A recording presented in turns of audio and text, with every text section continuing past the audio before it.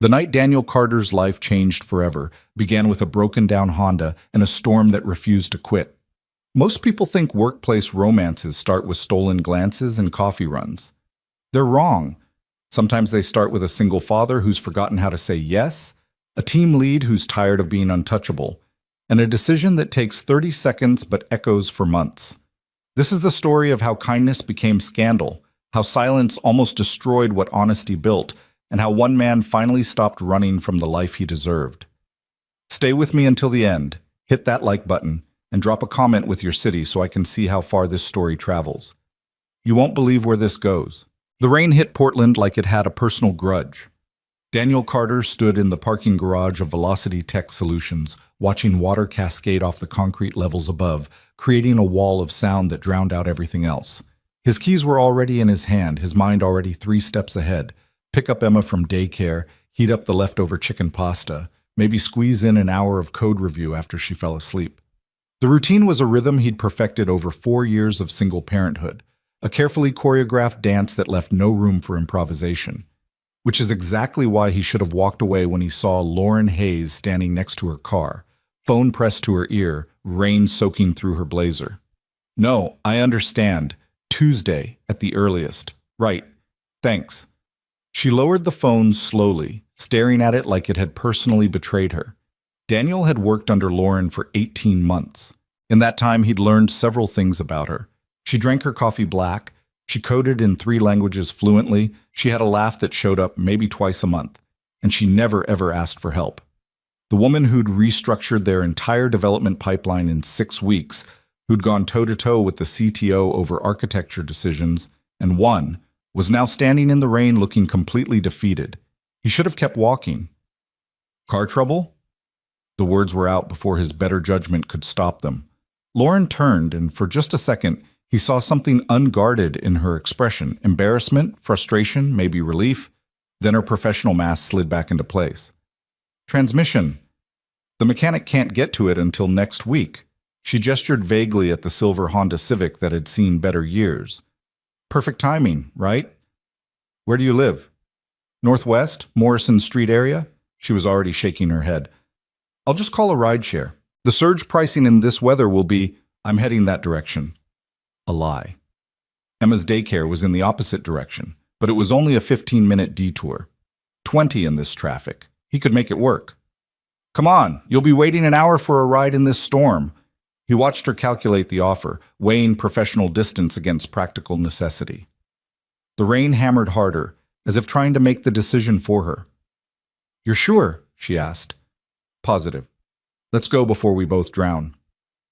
They ran for his car, a practical Subaru Outback that smelled faintly of apple juice and crayons.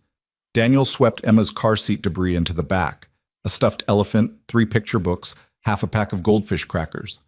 Lauren climbed in without comment, but he saw her register it all, the evidence of the life he lived outside these office walls. The first 5 minutes passed in silence, except for the windshield wipers' rhythmic beating and the GPS's calm directions. Daniel focused on the road, on the taillights blurring through the downpour, on anything except the fact that Lauren Hayes was sitting in his passenger seat, close enough that he could smell her perfume, something subtle, expensive, completely unlike the chaos of his daily life. Thank you for this. Her voice cut through the white noise of the storm.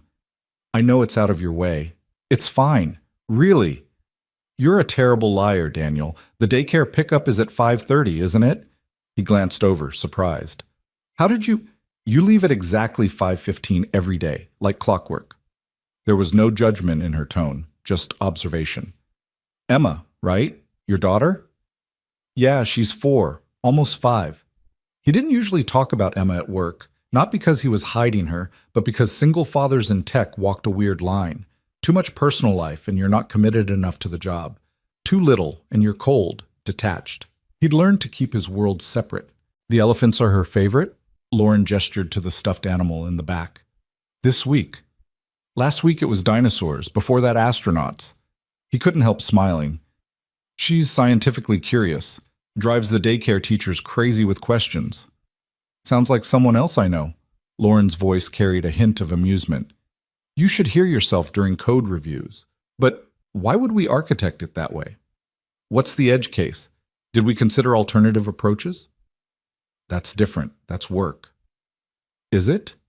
She turned to look at him fully now, and Daniel felt the weight of her attention. You approach problems the same way, methodically, thoroughly, like you're trying to understand the whole system before you make a move. The GPS announced a turn. Daniel took it, buying himself time to respond. Because she was right. And that observation felt too personal, too close to the truth of how he lived his entire life now, carefully, defensively, always thinking 3 steps ahead to avoid disaster. I have to be thorough, he said finally. There's no room for mistakes when you're the only parent in the equation. The words hung in the air between them, heavier than he'd intended. He never talked about Emma's mother. Hell, he barely thought about her anymore. The woman who'd decided motherhood wasn't what she'd signed up for, who'd left when Emma was 6 months old and never looked back. That pain had calcified into something else over the years. Fuel, determination, a fierce protective instinct that shaped every decision he made. Sorry, Lauren said quietly. That must be hard. It is what it is. Daniel's hands tightened on the steering wheel. Emma's happy, healthy. That's what matters. Still, doing it alone, I'm not alone. I have Emma. He softened his tone, realizing how sharp that had sounded. Sorry, I just mean, she's enough, more than enough. They lapsed into silence again, but it felt different now. Less awkward, more contemplative. The rain showed no signs of stopping. If anything, it was getting worse.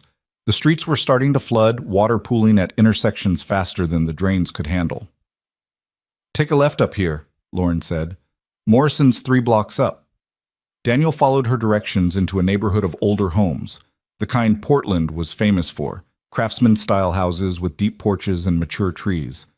Lauren's house was a small bungalow, painted pale blue with white trim, wedged between 2 larger homes. A single light glowed in the front window. This is me. She didn't move to get out. Daniel, thank you, really. You didn't have to do this. It's fine. Anyone would have. No, they wouldn't have. She was looking at him with that same unguarded expression from the parking garage, and Daniel felt something shift in his chest. You're one of the good ones, I hope you know that. Before he could respond, lightning cracked across the sky, close enough that the thunder followed almost immediately. The streetlights flickered once, twice, then died. The houses went dark one by one like dominoes falling. Power's out, Lauren said unnecessarily. Daniel checked his phone. 3 bars, but the data was crawling. He pulled up the local news. Looks like the whole Northwest grid is down. They're saying 2 to 3 hours minimum for restoration. Perfect. Lauren laughed, but there was no humor in it. Just perfect. You have candles? Flashlight? Somewhere, probably. She finally reached for the door handle. I'll figure it out. Thanks again for... Wait. Daniel heard himself say it, heard the word leave his mouth before his brain authorized it. Do you have food? If the power's out, your fridge... I'll be fine, Daniel. Go get your daughter. But he was already checking his phone, pulling up the daycare's contact. Mrs. Patterson answered on the second ring, her voice warm and patient as always. Daniel, I was about to call you. The power situation... I know, I'm running late. Is Emma okay? She's perfect, playing blocks with the Harrison twins. Don't worry about the time. We've got backup generators and we're prepared to stay as long as we need to. Some parents might not make it through this traffic for hours. I can be there in 30 minutes, 40 max. Honey, have you looked at the roads? They're closing bridges. You'd be safer waiting it out somewhere and coming when it's clear. Emma's fine here, I promise. We'll camp out. Make it an adventure. You know how she loves that. Daniel did know. Emma would probably think an impromptu sleepover at daycare was the most exciting thing that had happened all week. But the guilt still gnawed at him, the constant nagging feeling that he should be there, should always be there, that any deviation from the plan was a failure. You're sure? Positive. I'll text you updates every hour. Stay safe, Daniel. He ended the call and sat there, engine idling, rain hammering the roof. Lauren hadn't moved either. She was watching him with an expression he couldn't quite read. She's okay? Lauren asked. Yeah, they want me to wait out the storm. Bridge closures. That was probably smart. Driving in this, lightning struck again, close enough that they both flinched. The house next to Lauren's lost a branch with a crack that sounded like a gunshot.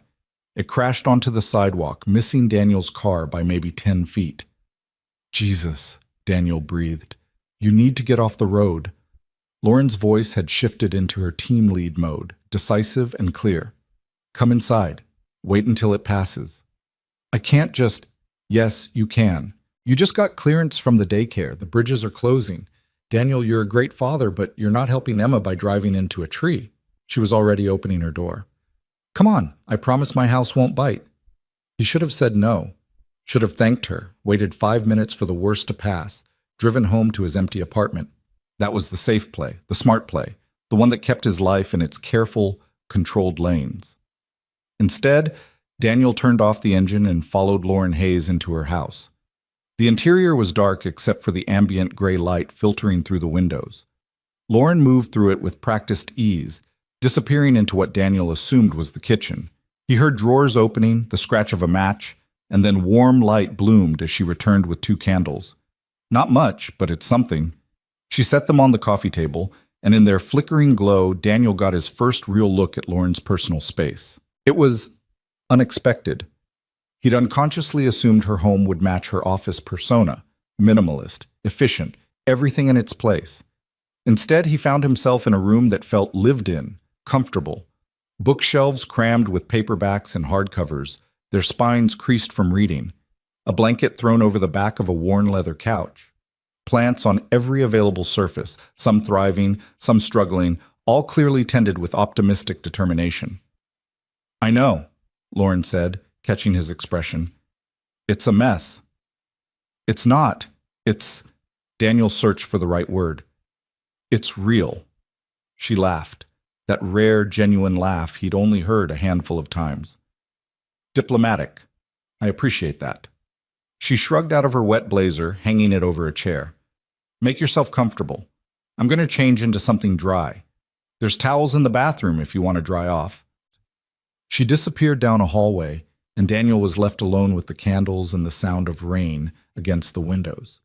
He should have felt awkward, out of place. Instead, he felt strangely calm.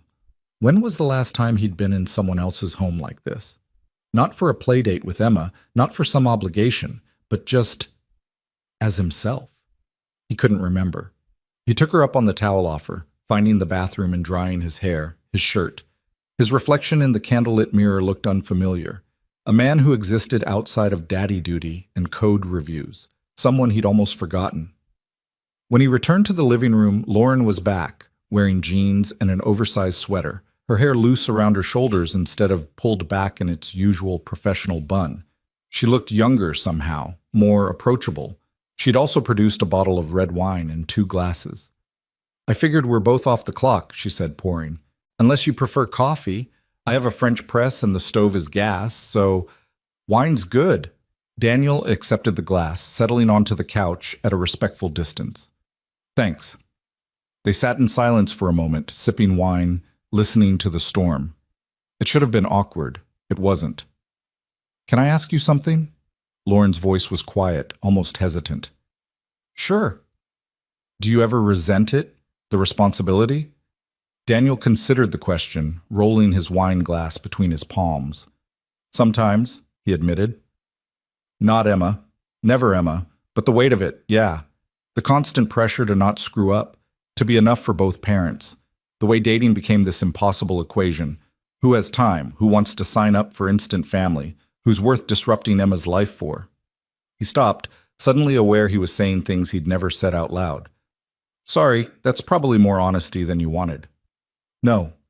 Lauren's eyes were bright in the candlelight. It's refreshing. Everyone at work acts like they have it all figured out. Like life is just this perfectly managed project plan. And yours isn't? She laughed, sharp and self-deprecating. God, no. I'm 34, single, living in a house I can barely afford because I refuse to have a roommate, and my most meaningful relationship is with my houseplants. She gestured to a struggling fern. And I'm clearly killing them. That one just needs more indirect light and less water. See? You even know about plants. Lauren shook her head. Is there anything you're not good at? Asking for help, setting boundaries, letting myself want things that aren't on the approved list.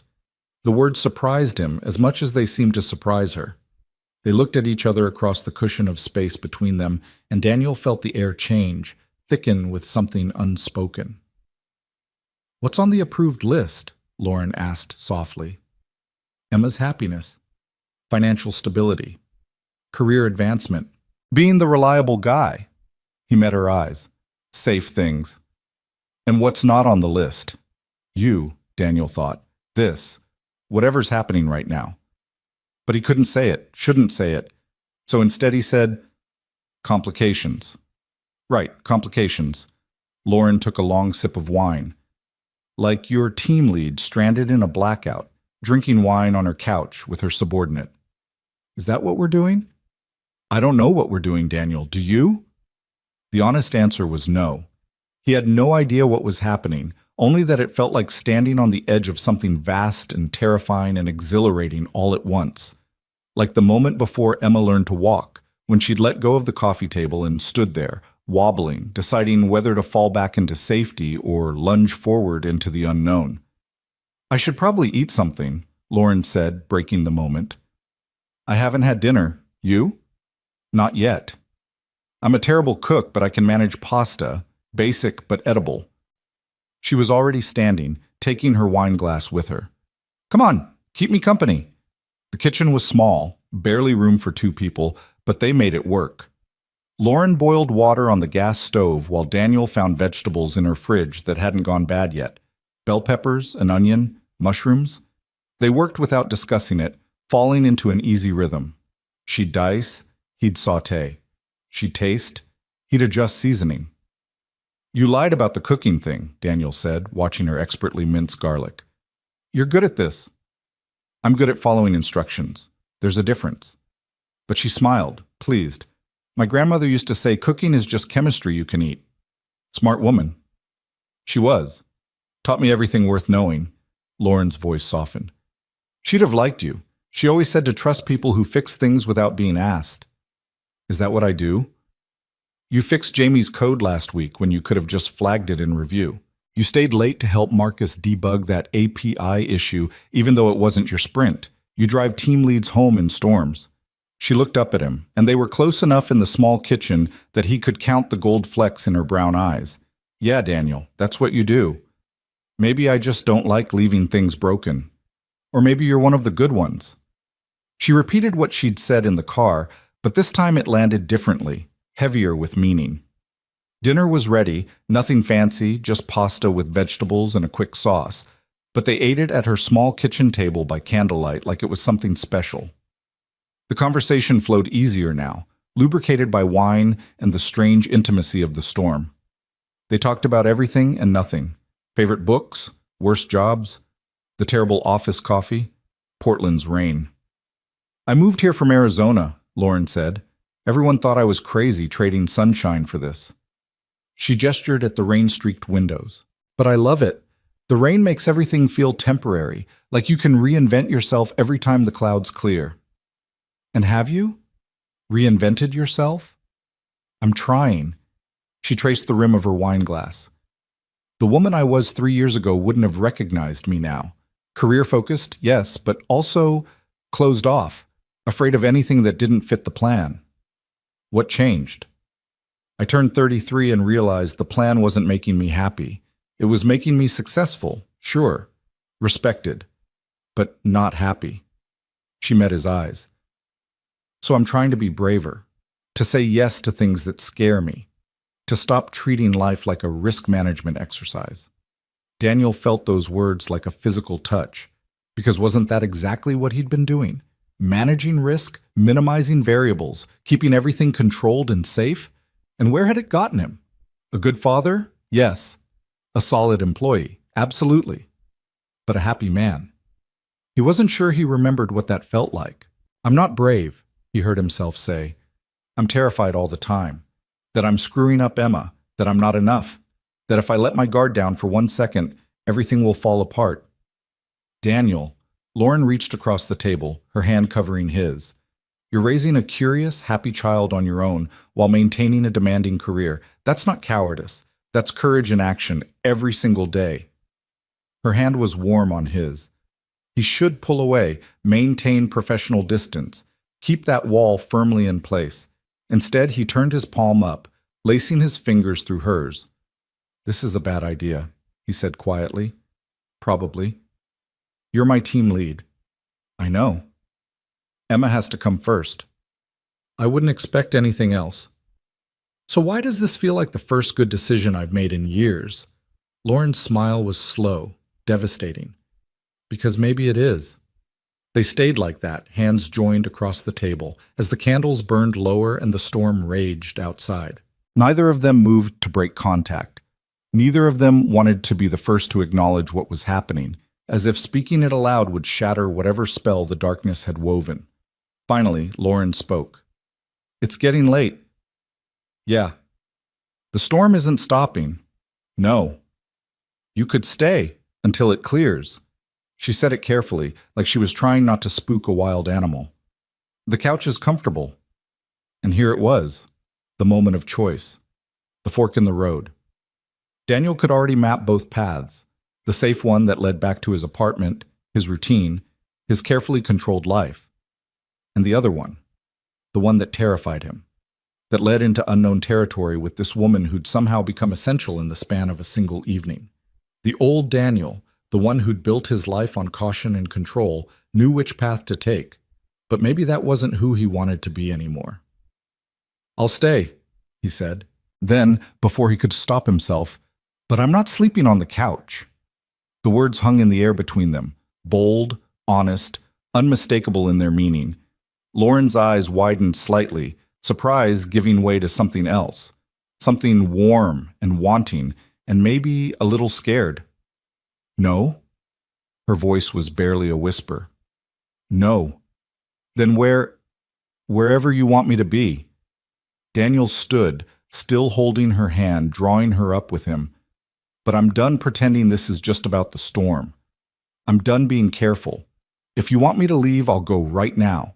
But if you want me to stay, really stay, then say it, because I need to hear you say it." In the candlelight, Lauren looked young and powerful all at once, a woman on the edge of her own decision. When she spoke, her voice was steady and clear. "Stay, Daniel. Stay with me." And just like that, the line was crossed. The morning arrived with cruel brightness, sunlight streaming through Lauren's bedroom window like an interrogation lamp. Daniel woke to the sound of birds and the disorienting awareness that he was in a bed that wasn't his, in a house that smelled like lavender and coffee instead of Emma's strawberry shampoo and yesterday's macaroni. Lauren was already awake beside him, propped on one elbow, watching him with an expression he couldn't quite read. Her hair was a mess, her face bare of makeup, and she'd never looked more beautiful. "Hey," she said softly. "Hey." Daniel's voice came out rough. He cleared his throat. "What time is it?" "Just past 6. The power came back around 4. I heard the fridge kick on." They lay there in the gray morning light, the weight of what they'd done settling over them like a second blanket. It hadn't been reckless or wild, nothing like the desperate encounters Daniel remembered from his 20s. Instead, it had been careful and intense. Two people who'd spent too long being careful, finally allowing themselves to want something, to want each other. "I should go," Daniel said, not moving. "Emma?" "I know." Lauren's hand found his under the covers, squeezed once. "I know." But neither of them moved, because leaving meant facing what came next, and in this moment, they could pretend the world outside this room didn't exist, that there were no office politics, no professional boundaries, no complications waiting to shred whatever fragile thing had formed between them. Daniel's phone shattered the illusion, buzzing insistently on the nightstand. Mrs. Patterson's name lit up the screen. "Emma's ready for pickup whenever you are," the daycare director said cheerfully. "She had a grand time. Stayed up way too late telling the other kids ghost stories, but she's happy as a clam. Says it was better than camping." "I'll be there in 30 minutes, Daniel promised, already sitting up. "Thank you, Mrs. Patterson, really." "Any time, honey. We love that girl." He ended the call and turned to find Lauren pulling on a robe, her expression carefully neutral. The intimacy of moments before had evaporated, replaced by something more guarded. You need coffee before you go? She asked, tying the robe's belt with precise movements. Lauren, it's fine, Daniel. You have to pick up your daughter, I get it. But her voice was tight, controlled, the same tone she used in meetings when someone questioned her technical decisions. Hey. He caught her hand as she moved past the bed. Look at me. She did, reluctantly, and he saw it there. The fear underneath the control. The same fear he felt churning in his gut. I don't regret this, he said firmly. Do you? No, but that doesn't mean it wasn't complicated. Everything worth having is complicated. Is it worth having? The question came out small, vulnerable. Or was this just a moment, a storm that passed? Daniel stood, still in his boxers, and framed her face with his hands. I don't know what this is yet, but I know I want to find out. If you do. We work together, Daniel. I'm your team lead. HR has policies about... I know. We'll figure it out. And Emma comes first, always. You know that. He kissed her forehead, gentle and deliberate. But that doesn't mean there's no room for anything else. I've been telling myself that lie for 4 years, and I'm tired of it. Lauren leaned into him, just for a moment, allowing herself the comfort of his arms. Then she pulled back, rebuilding her composure like armor. Okay, she said, we'll figure it out. But right now, you need to go get your daughter. And I need to process the fact that I just slept with my direct report. Technically, I'm a senior developer and you're a team lead. Different reporting structure. Daniel. But she was almost smiling. Go, before I overthink this into oblivion. He dressed quickly, finding his clothes scattered across her bedroom floor, evidence of the path they'd taken from kitchen to hallway to bed, shedding inhibitions along with their shirts. In the kitchen, Lauren pressed a travel mug of coffee into his hands, and they stood there by her front door like awkward teenagers after a first date. I'll see you Monday? She asked. Yeah, Monday. He hesitated, then kissed her once more, brief and sweet. Thank you for last night, all of it. Even the terrible pasta? Especially the terrible pasta. This time her smile was real, reaching her eyes. Daniel carried it with him all the way to his car, through the drive to the daycare, even as his mind started cataloging all the ways this could go catastrophically wrong. Emma barreled into his arms the moment he walked through the daycare door, a 4-year-old missile of energy and enthusiasm. Daddy, we had a sleepover, we told stories, and Mrs. Patterson made us pancakes, and I didn't even cry. She pulled back to look at him seriously. I was very brave. You were incredibly brave, Daniel agreed, hoisting her onto his hip, even though she was getting too big for it. I'm so proud of you.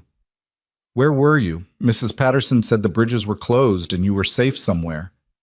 I was at a friend's house, waiting for the storm to pass. What friend? Emma's curiosity was relentless, as always. Someone from work. Her car broke down and the storm was really bad, so I made sure she got home safe. A girl? Emma's eyes lit up with that peculiar interest children have in their parents' lives. Like a girlfriend? Like a friend who is a girl, Daniel corrected, even as his chest tightened. Because what was Lauren exactly? A friend seemed too small a word for what had happened, but girlfriend felt presumptuous, too fast, too much. Oh. Emma sounded disappointed. Then, with the devastating honesty of 4-year-olds, Mia's mommy has a boyfriend now. They go on dates and everything. Mia says her mommy is happy. Daniel's heart clenched. They'd had this conversation before, in various forms. Emma asking why she didn't have a mommy like the other kids. Daniel explaining in age-appropriate terms that some families look different, that love came in all shapes, that they had each other, and that was enough. But maybe Emma was starting to realize it wasn't enough. That she wanted what she saw other kids have, a complete set, a mother and a father, the fairy tale family. Would you like it if Daddy went on dates? He asked carefully, carrying her to the car. Emma considered this with the gravity of a Supreme Court justice. Would you still have time for me? Always. You're my #1 priority, Emma Bear. Nothing changes that. Then okay. She nodded decisively. You should go on dates. Mrs. Patterson says everybody needs somebody to talk to who isn't 4. Daniel laughed despite himself. Mrs. Patterson is very wise. The weekend passed in the usual rhythm of single parenthood. Playground visits, grocery shopping, an elaborate fort built in the living room, Emma's swimming lesson, meal prep for the week ahead. Daniel went through the motions, but his mind kept drifting back to Lauren's house, to candlelight and wine and the feeling of being seen as more than just Emma's dad or the reliable developer in the corner cubicle. He texted Lauren once on Saturday, "How's the fern doing?" Her response came 3 hours later. "Moved it to indirect light like you suggested. Jury's still out on whether I've committed planticide." Sunday evening, as he was putting Emma to bed, his phone buzzed with another message. Are we really doing this? Walking into the office Monday and pretending nothing changed? Daniel waited until Emma was asleep, then called her.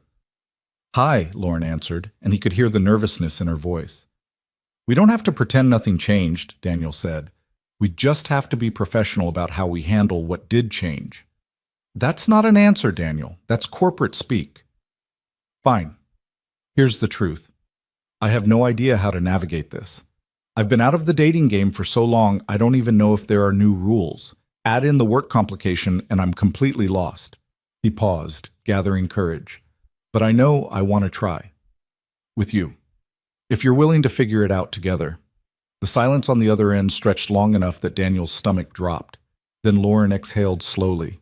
"My last relationship ended because I prioritized work over everything else," she said. "I stayed late when I should have gone home. I took calls during dinner. I basically married my job and wondered why he left." Her voice wavered slightly. "I don't want to be that person anymore, but I don't know how not to be her." "Maybe we learn together," Daniel offered. "You teach me how to make room for someone else in my life. I'll teach you how to leave work at work sometimes." "Is that even possible in our field?" "Probably not, but we can try." Lauren laughed, soft and genuine. "God, you're persistent." "Only about things that matter." "And I matter?" "Yeah, Lauren, you matter." Another pause, but this one felt different. Warmer. "Okay," she said. "We'll try.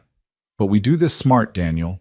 We tell HR. We make sure there's no conflict of interest. We keep work and personal separate until we know this is something real." "Agreed. I'll set up a meeting with HR first thing Monday." "We'll set up the meeting, together." Her tone brooked no argument.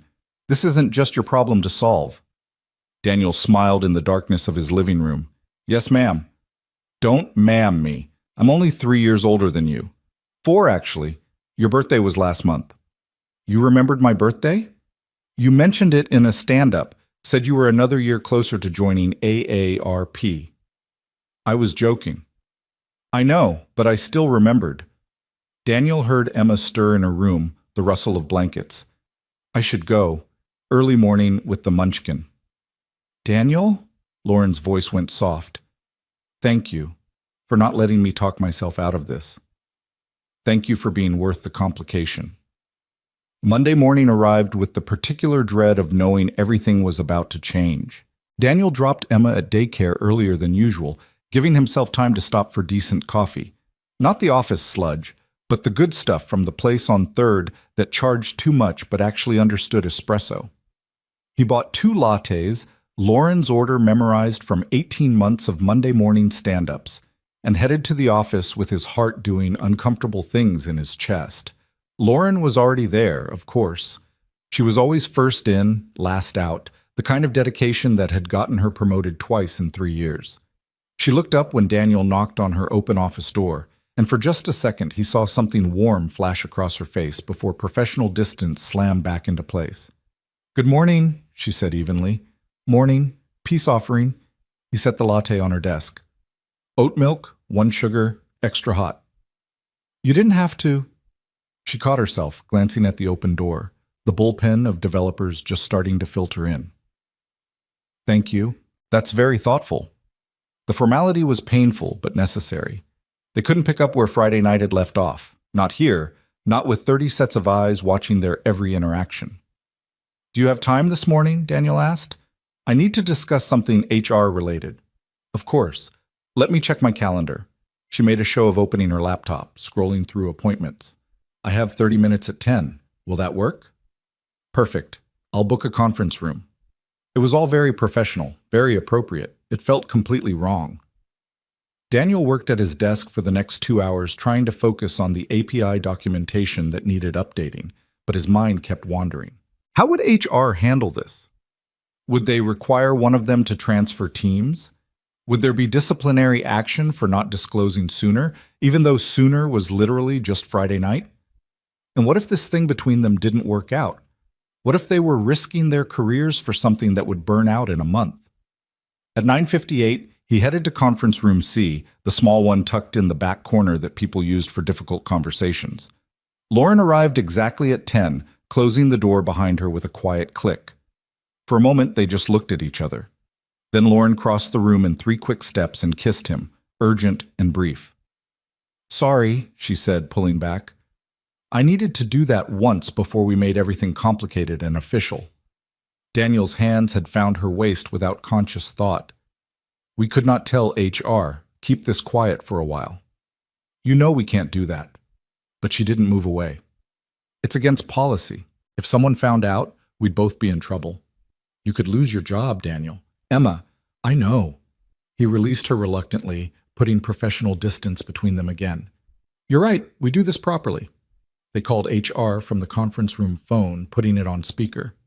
Melissa Chang, the HR director, answered with her usual brisk efficiency. "Daniel, Lauren, what can I do for you?"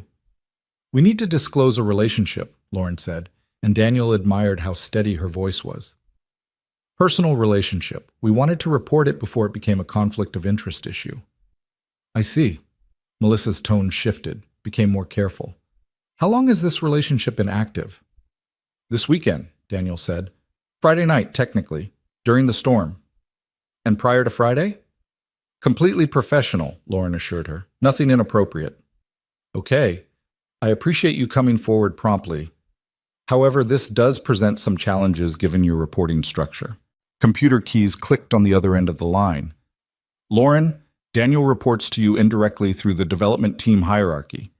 That creates a potential conflict of interest for performance reviews, project assignments, promotion decisions."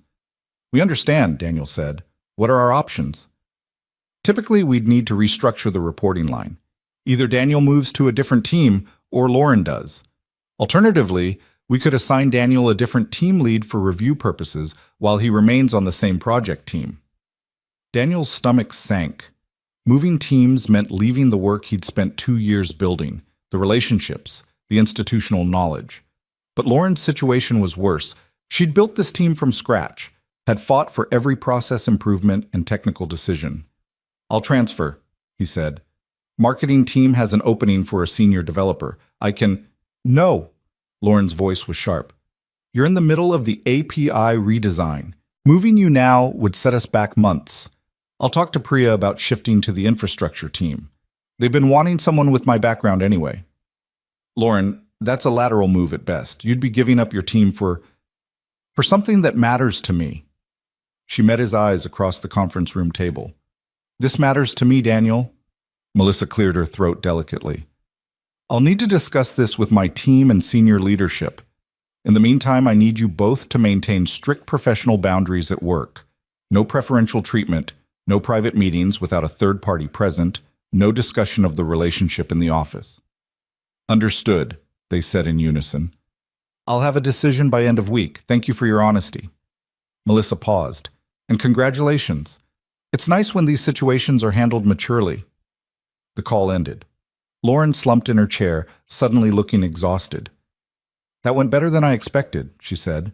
"You're seriously considering leaving your team? If it means we can do this without constantly looking over our shoulders?" "Yes."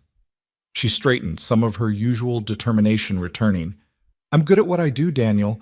I can build another team, but finding someone who makes me want to be brave, that's harder to replace." Daniel wanted to cross the room, pull her into his arms, kiss her until that worried line between her eyebrows disappeared. Instead, he stayed in his chair, maintaining the professional distance Melissa had mandated. "We should get back," he said reluctantly. "People will notice if we're both gone too long." "Right, professional boundaries," Lauren stood, smoothing her skirt. "I'll go first." "You wait 5 minutes." "Lauren." Yeah? Thank you for thinking this is worth it. Her smile was small but genuine. Ask me again in a week when the whole office is gossiping about us. She wasn't wrong to worry. By Tuesday afternoon, the whispers had started. Daniel first noticed it in the break room, where conversations would pause when he entered, resume in hushed tones once he'd poured his coffee and left. Then Jamie from QA made a pointed comment during stand-up about people spending quality time together during the blackout, complete with air quotes and knowing smirk. By Wednesday, the Slack channels were buzzing. Daniel didn't see the messages himself. He wasn't part of those private groups, but Marcus pulled him aside after lunch, concern written across his face. Hey man, just a heads up. People are talking. About? You and Lauren. Someone saw her car still in the garage Friday night, saw you give her a ride. Then you both were suspiciously absent during the blackout. Marcus shifted uncomfortably. Look, I don't care what you do on your own time, but you should know it's making the rounds. Daniel's jaw tightened. We've already disclosed to HR. Everything's being handled appropriately. I'm sure it is. But you know how office politics work. People see a team lead and her direct report, and they assume the worst. I don't report directly to Lauren. The structure doesn't matter to the gossip mill. Marcus clapped him on the shoulder. Just watch your back, okay? And maybe keep things extra professional for a while. But keeping things professional became increasingly difficult as the week wore on, especially when the gossip took on uglier tones. Thursday morning, Daniel arrived to find Lauren in a heated discussion with Brad from the infrastructure team. Brad was old school, the kind of developer who thought diversity initiatives were political, and women in tech had to work twice as hard to earn half the respect. I'm just saying, Brad was saying, loud enough that half the office could hear. It's interesting that Carter's suddenly on the fast track for senior architect when he's been a mid-level developer for 2 years. Makes you wonder what kind of mentorship he's getting. Lauren's voice was ice. Daniel Carter is on track for promotion because his technical skills are exceptional and his contributions to the API redesign are invaluable. If you have concerns about the promotion process, take them to HR. Otherwise, this conversation is over. She walked away before Brad could respond, but the damage was done. The implication hung in the air, poisonous and clear. Daniel was sleeping his way to advancement. He found Lauren in her office 20 minutes later, door closed, head in her hands. Don't knock, she said without looking up. The blinds are open. People can see we're talking. I don't care what people see. Daniel closed the door anyway, lowering the blinds with deliberate movements. That was out of line. That was office politics, and it's going to get worse. She finally looked up, and he saw the stress etched in the lines around her eyes. Melissa called me this morning. Leadership wants to move you to the marketing team. Clean break, no appearance of impropriety. When? End of sprint, 2 weeks. 2 weeks. 14 days to wrap up 2 years of work, to document everything he knew, to hand over his projects to someone else. It felt like being erased. What did you say? I said I'd think about it. But Daniel... She stood, crossing to the window, her back to him. Maybe they're right. Maybe this is too complicated. We work together, we're in the same building every day, and now people are questioning your competence and my judgment. Is it worth it? The question hit him like cold water. You tell me. Is it? I don't know anymore. Her voice cracked slightly. I don't know if what we have is strong enough to survive this. We barely know each other outside of one night and coffee orders. Daniel moved to stand beside her, close enough that he could see their reflections in the window glass. 2 people standing together, but carefully not touching. You're right, he said quietly. We don't know each other that well yet. I don't know your favorite movie, or what you wanted to be when you were a kid, or what makes you laugh so hard you cry. But I know you drink your coffee black because you think adding milk is wasting time. I know you bite your thumbnail when you're thinking through a complex problem. I know you stay late every Tuesday to mentor the junior developers, even though it's not in your job description. I know you're brave enough to build a career in a field that constantly questions whether you belong. And I know that when you look at me, I feel like more than just Emma's dad or the guy who fixes code. I feel like myself. Lauren turned to face him, eyes bright with unshed tears. And what if feeling like yourself isn't enough? What if we're risking everything for something that burns out in a month? Then we'll have tried. and that's more than I've done in 4 years. Daniel took her hands. Professional distance be damned. I'm scared too, Lauren. Terrified. But I'm more scared of playing it safe and wondering what if for the rest of my life. They're going to make this so hard for us. I know. People are going to question every decision we make. I know. Your daughter has to meet me eventually. What if she hates me? Emma doesn't hate anyone, except broccoli. Daniel managed to smile. And even then, she tolerates it if I put cheese on it. Lauren laughed through her tears. That's your bar? Better than broccoli? It's a start. She leaned her forehead against his chest, and Daniel wrapped his arms around her, holding her close despite the open blinds and the 30 pairs of eyes potentially watching. Okay, she whispered. We try. But we do it my way. Smart, strategic, by the book. Whatever you need. I need you to take the transfer to marketing. Clean break. No ammunition for Brad or anyone else to use against us. Daniel's chest tightened, but he nodded. Okay. And I need you to be patient while I figure out how to be someone's girlfriend and still be good at my job. I can do patient. And I need... She pulled back, looking up at him with devastating honesty. I need you to promise that if this doesn't work, we can still be professionals. That Emma won't lose stability because her dad took a chance on someone who wasn't ready. Lauren? Promise me, Daniel. He cupped her face in his hands, thumbs brushing away the tears that had finally spilled over. I promise. But you have to promise me something too. What? Promise you'll give this a real chance. Not just the careful, risk-managed version. The actual messy, scary version where we might fail, but we might also build something incredible. She searched his eyes, and whatever she found there must have been enough. I promise. They kissed then, slow and deep, a seal on promises made. Outside the office, beyond the glass walls and curious stares, the world continued its relentless spin. But in that moment, Daniel felt like everything had finally stopped tilting sideways. When they finally pulled apart, Lauren's phone was buzzing insistently on her desk. She glanced at it and sighed. Melissa wants to schedule a follow-up meeting. Together or separate? Both. Apparently this has escalated to the CTO level. She straightened her blouse, rebuilt her professional armor. Get ready for the scrutiny, Daniel. It's about to get much worse before it gets better. She was right. By Friday, the entire office knew. And the whispers had turned into open speculation about favoritism, inappropriate relationships, and whether the company's fraternization policy was strong enough. But as Daniel packed up his desk that evening, preparing for his final 2 weeks on the development team, he realized something. For the first time in 4 years, he wasn't just surviving. He was choosing risk over safety, choosing possibility over control, choosing Lauren. And that choice, terrifying as it was, felt like finally learning to breathe again. The meeting with the CTO happened on a gray Monday morning that matched Daniel's mood perfectly. He and Lauren sat on opposite sides of the conference table, maintaining the careful distance that had become their default whenever company leadership was involved. Across from them sat Richard Chen, the CTO, Melissa from HR, and unexpectedly, Brad from infrastructure, whose presence made Daniel's stomach clench with foreboding.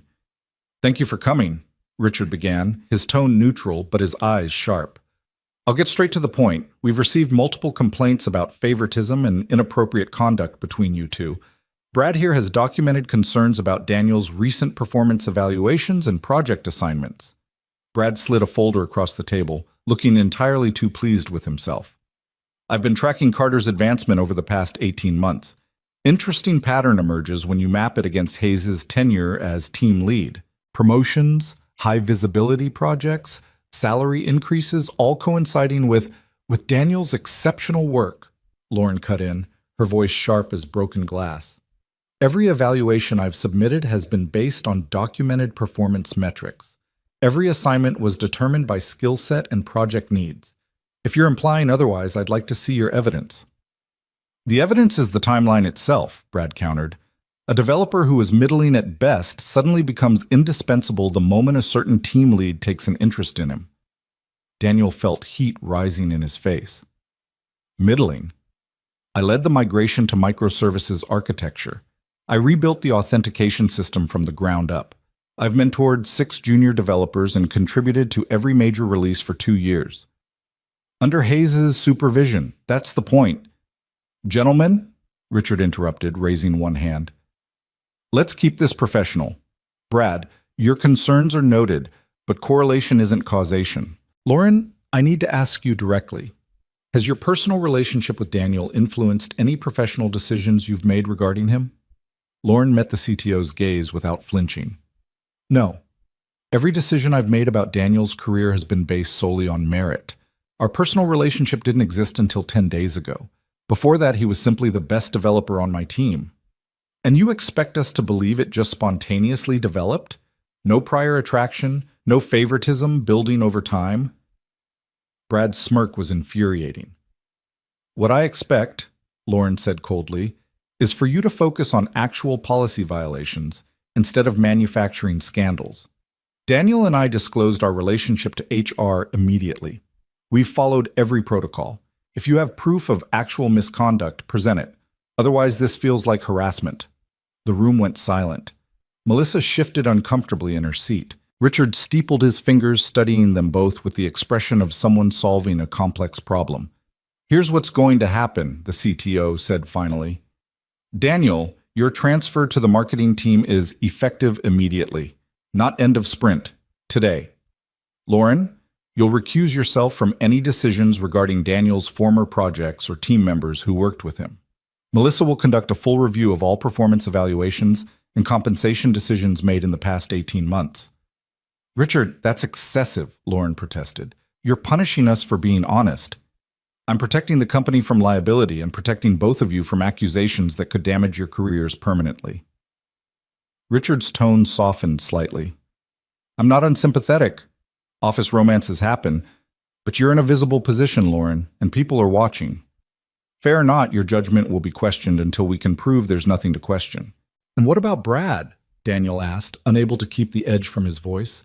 He gets to level baseless accusations with no consequences? Brad raised legitimate concerns through proper channels. That's not a fireable offense. Richard stood, signaling the meeting's end. I suggest you both focus on your work and let the review process run its course.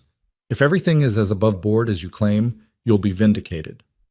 They filed out of the conference room in tense silence.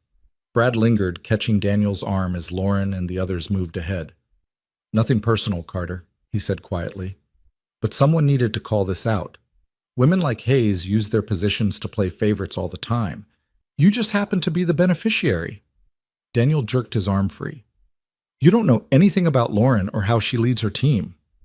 I know she's been here 3 years and already outranks people with twice her experience. I know she's got leadership wrapped around her finger.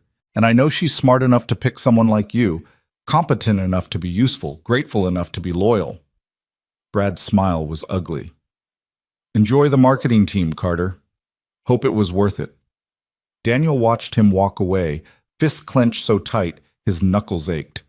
The injustice of it burned, that Lauren's competence was being reframed as manipulation, that his own skills were being reduced to rewards for good behavior in her bed. But more than anger, he felt something deeper and more corrosive. Doubt. Because what if Brad was right? Not about Lauren using him, but about the appearance of impropriety. What if their relationship, however genuine it felt, had irreparably compromised both their reputations? He found Lauren in her office 20 minutes later, blinds closed, door shut, sitting in the dark. They're taking everything, she said without preamble. Richard just sent me a list of projects I'm being removed from. The API redesign, the security audit, the new client onboarding system. Everything I've built for 2 years, gone, because I made the mistake of caring about someone. Daniel closed the door behind him. This is temporary. Once the review is done, I'll still be the woman who slept with her subordinate. That label doesn't wash off, Daniel. Not for women in tech. She looked up at him, and her eyes were dry but haunted. Do you know how hard I've worked to be taken seriously? How many times I've had to prove I earned my position? And now all of it, every accomplishment, every late night, every successful project, it's all tainted. Only if we let it be. Daniel sat down across from her, leaning forward. Lauren, you're brilliant. Everyone knows it. Brad's just one jealous asshole who... Brad is saying out loud what everyone's thinking, that I'm a woman who leveraged her position for personal gain, that I'm not as good as I think I am, that I needed a man to make me feel powerful. Her voice cracked. And maybe they're right. Maybe I did show you favoritism without realizing it. How do I know my feelings for you didn't influence my professional judgment? Because I know you. You'd rather eat glass than compromise your integrity. You've known me for 10 days, Daniel. Really known me. Before that, I was just your boss. She stood, pacing the small office like a caged animal. Maybe this was a mistake. Maybe we should have just stayed professional. At least then I'd still have my team. The words hit Daniel like a physical blow. You don't mean that. Don't I? What do we actually have? A few conversations, one night together, and now both our careers are in jeopardy. Is that really worth it? Yes. Daniel stood too, blocking her path. Yes, it's worth it, because that one night showed me who I could be when I stopped hiding behind responsibility and fear. Because those conversations made me feel alive for the first time in years. Because you matter, Lauren. Not your team, not your projects, not your reputation, you. That's easy for you to say. You're not the one losing everything. I'm losing my team too. I'm starting over in a new department with people who think I'm an opportunist who slept his way into promotions. Daniel's voice rose despite himself. I'm facing the same whispers, the same doubt. But I'm still here, still fighting for this, because I believe what we have is real. Real doesn't pay my mortgage when I get fired for ethical violations. You're not going to get fired. The review will prove nothing except that I made questionable decisions that coincidentally benefited someone I was attracted to. Lauren sank back into her chair, defeated. God, I was so stupid. I should have transferred you the moment I realized I had feelings. I should have built a wall instead of inviting you into my house. Daniel knelt beside her chair, taking her hands even though she tried to pull away. Look at me. Please. She did, reluctantly, and he saw the fear beneath the anger, the same fear he carried every day as a single parent, the terror of losing everything you'd worked for because of one wrong move. I won't let you do this, he said firmly. I won't let you rewrite what happened into something ugly. We didn't do anything wrong, Lauren. We were honest, we followed the rules, and we refused to be ashamed of caring about each other. If the company can't handle that, if Brad and his cronies can't accept that a woman can be competent and human at the same time, that's their failing, not yours. Noble speech. Doesn't change reality. Then we change reality. We prove them wrong. Daniel stood, pulling her up with him. You built one team from nothing. You can build another. You earned respect once. You'll earn it again. But you don't do it by running away or pretending this thing between us doesn't exist. You're asking me to put my career on the line for a relationship that's barely 2 weeks old. I'm asking you to believe in yourself as much as I believe in you. He cupped her face, forcing her to hold his gaze. I'm asking you to be as brave as you were that night in the storm when you invited me to stay. You took a chance then. Take one now. For a long moment, Lauren just stared at him, and Daniel could practically see the war happening behind her eyes. Fear versus hope, pragmatism versus possibility. Then slowly she leaned her forehead against his. I hate that you're right, she whispered. I hate that it's this hard. If we do this, if we really commit to fighting through this, I need you to understand something. She pulled back enough to look at him. I can't be the girlfriend who needs constant reassurance. I can't be weak right now, Daniel. I have to be stone cold professional, absolutely unshakable, or they'll tear me apart. Okay. Which means at work we're colleagues. Nothing more. No special treatment, no private conversations, no lingering looks across the bullpen. We give them nothing to use against us. I can do that. And outside work, I need time. Space to process this without feeling like I'm failing at being your girlfriend if I'm not okay every second. Her voice wavered. I need you to be patient with me while I figure out how to be both things at once, the professional and the person. Daniel kissed her forehead gently. Take all the time you need. I'm not going anywhere. You promise? I promise. But promises, Daniel would learn, were easier to make than keep. His first week on the marketing team was brutal. The work itself was fine. Website updates, email campaign optimization, nothing particularly challenging. But the culture was different. more casual, less technical. His new teammates were friendly enough, but there was an undercurrent of curiosity, of knowing glances when they thought he wasn't looking. Sarah from Content Marketing cornered him by the coffee machine on day 3. "So," she said with the aggressive friendliness of someone fishing for gossip, "how are you finding the transition from development?" "It's an adjustment, different pace, different priorities." "I bet. Must be hard leaving your old team." Her smile was sharp. "Especially leaving Lauren Hayes. I hear you two were close." Daniel's jaw tightened. "We worked well together, yes." "Is that what we're calling it?" Sarah laughed, but her eyes were cold. "Look, no judgment. If I could sleep my way into a promotion, I probably would too. The tech industry is brutal for everyone. That's not what happened." "Sure. Whatever helps you sleep at night." She patted his arm in mock sympathy. "Just word of advice? People here don't care about your coding skills or your work ethic. They care about the drama. So if you want to survive in marketing, embrace it. Own the narrative instead of letting it own you." She walked away, leaving Daniel standing there with cold coffee and hot anger. But beneath the anger was something worse, the creeping realization that this was his life now. Not just for weeks, but potentially for years. The guy who dated his boss, the developer who got promoted for the wrong reasons. No matter how hard he worked or how much he proved himself, that label would follow him. That night after putting Emma to bed, he called Lauren. She answered on the 4th ring, sounding exhausted. "Hey, how was your day?" "Long. Yours?" "Awful. Someone in marketing made a crack about me sleeping my way to success." Lauren sighed. "I got pulled into another meeting with HR today. Apparently someone filed a formal complaint claiming I gave you confidential information about upcoming promotions. Which is ridiculous because the promotion cycle isn't for another 3 months and I don't even have access to that data, but they have to investigate anyway." "Who filed the complaint?" "They can't tell me. Anonymous submission." Her bitter laugh came through the phone. "Coward didn't even have the guts to put their name on it." "This is getting out of control, Lauren."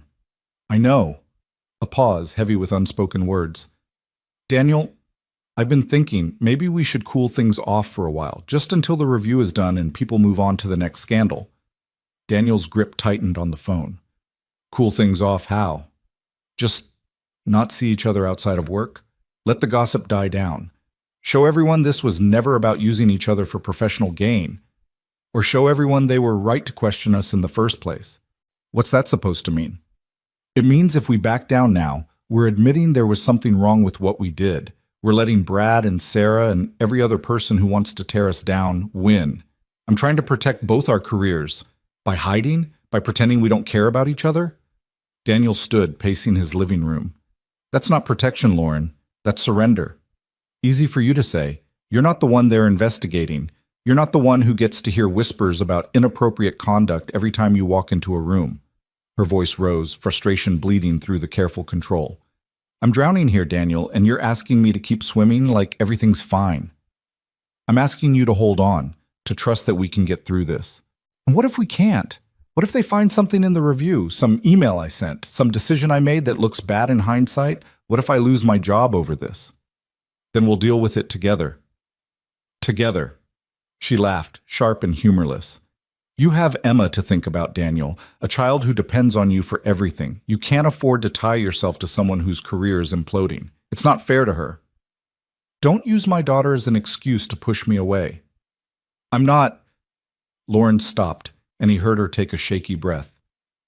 "I'm scared, okay? I'm terrified that I've ruined both our lives for something that might not even last. We barely know each other, and already everything is falling apart." Daniel sank onto the couch, suddenly exhausted. "You want to know what scares me? The idea of giving up on something real because people who don't know us, who don't care about us, decided we're not allowed to be happy. That's what terrifies me, Lauren. Not the gossip, not the review, not even losing my job. Losing you because we were too afraid to fight." Silence stretched between them, filled only by the sound of breathing on both ends of the line. "I need some space," Lauren said finally, her voice small. "Just a few days to think clearly without feeling like I'm letting you down every time I'm not okay." "And then what?" "And then we figure out what we're actually doing. If this is worth the cost, if we're strong enough to survive this. We are, Lauren. I know we are. I wish I had your certainty. Another pause. I have to go. Emma probably needs you. She's asleep. I need you. Daniel? Okay, take your space. But don't take too long, because I'm not giving up on this. On us. She ended the call without responding, and Daniel sat in the dark of his living room, wondering if he'd just made the biggest mistake of his life by pushing instead of letting go. The next few days crawled by with excruciating slowness. Daniel threw himself into work, staying late at the office even though there was no real reason to, anything to avoid going home to an empty apartment and a phone that refused to ring. Lauren became a ghost. He'd catch glimpses of her in meetings, in the hallway, always moving too fast to stop, always surrounded by other people. The few times their eyes met, she'd look away first, and each time felt like a small death. Marcus found him working late on Friday, the office mostly empty except for the cleaning crew. You know you don't have to prove anything to these people, right? Marcus said, dropping into the chair beside Daniel's desk. Just trying to stay busy. You're trying to outwork the gossip. Doesn't work. Trust me, I tried when I got divorced. Marcus leaned back, studying him. How are you really doing, man? Daniel considered lying, maintaining the professional facade. But he was so tired of pretending everything was fine when his whole world felt like it was crumbling. I think I'm losing her, he admitted quietly. I think the pressure's too much, and she's going to walk away. Hayes? Marcus whistled low. Damn, I thought you two were solid. We are. I don't know anymore. Daniel scrubbed his hands over his face. How do you fight for something when the person you're fighting for won't let you help carry the weight? You can't. That's the thing about relationships. Both people have to be willing to fight. If she's checking out, all the persistence in the world won't change that. So what? I just give up? No. You give her space to figure out what she wants, and you decide what you're willing to accept. Marcus stood, clapping him on the shoulder. But Daniel, make sure you're not fighting for the idea of her, or for what you think you should want. Fight for the real thing, messy and complicated as it is. Otherwise, you're just setting yourself up for heartbreak. After Marcus left, Daniel sat at his desk staring at his dark monitor, turning those words over in his mind.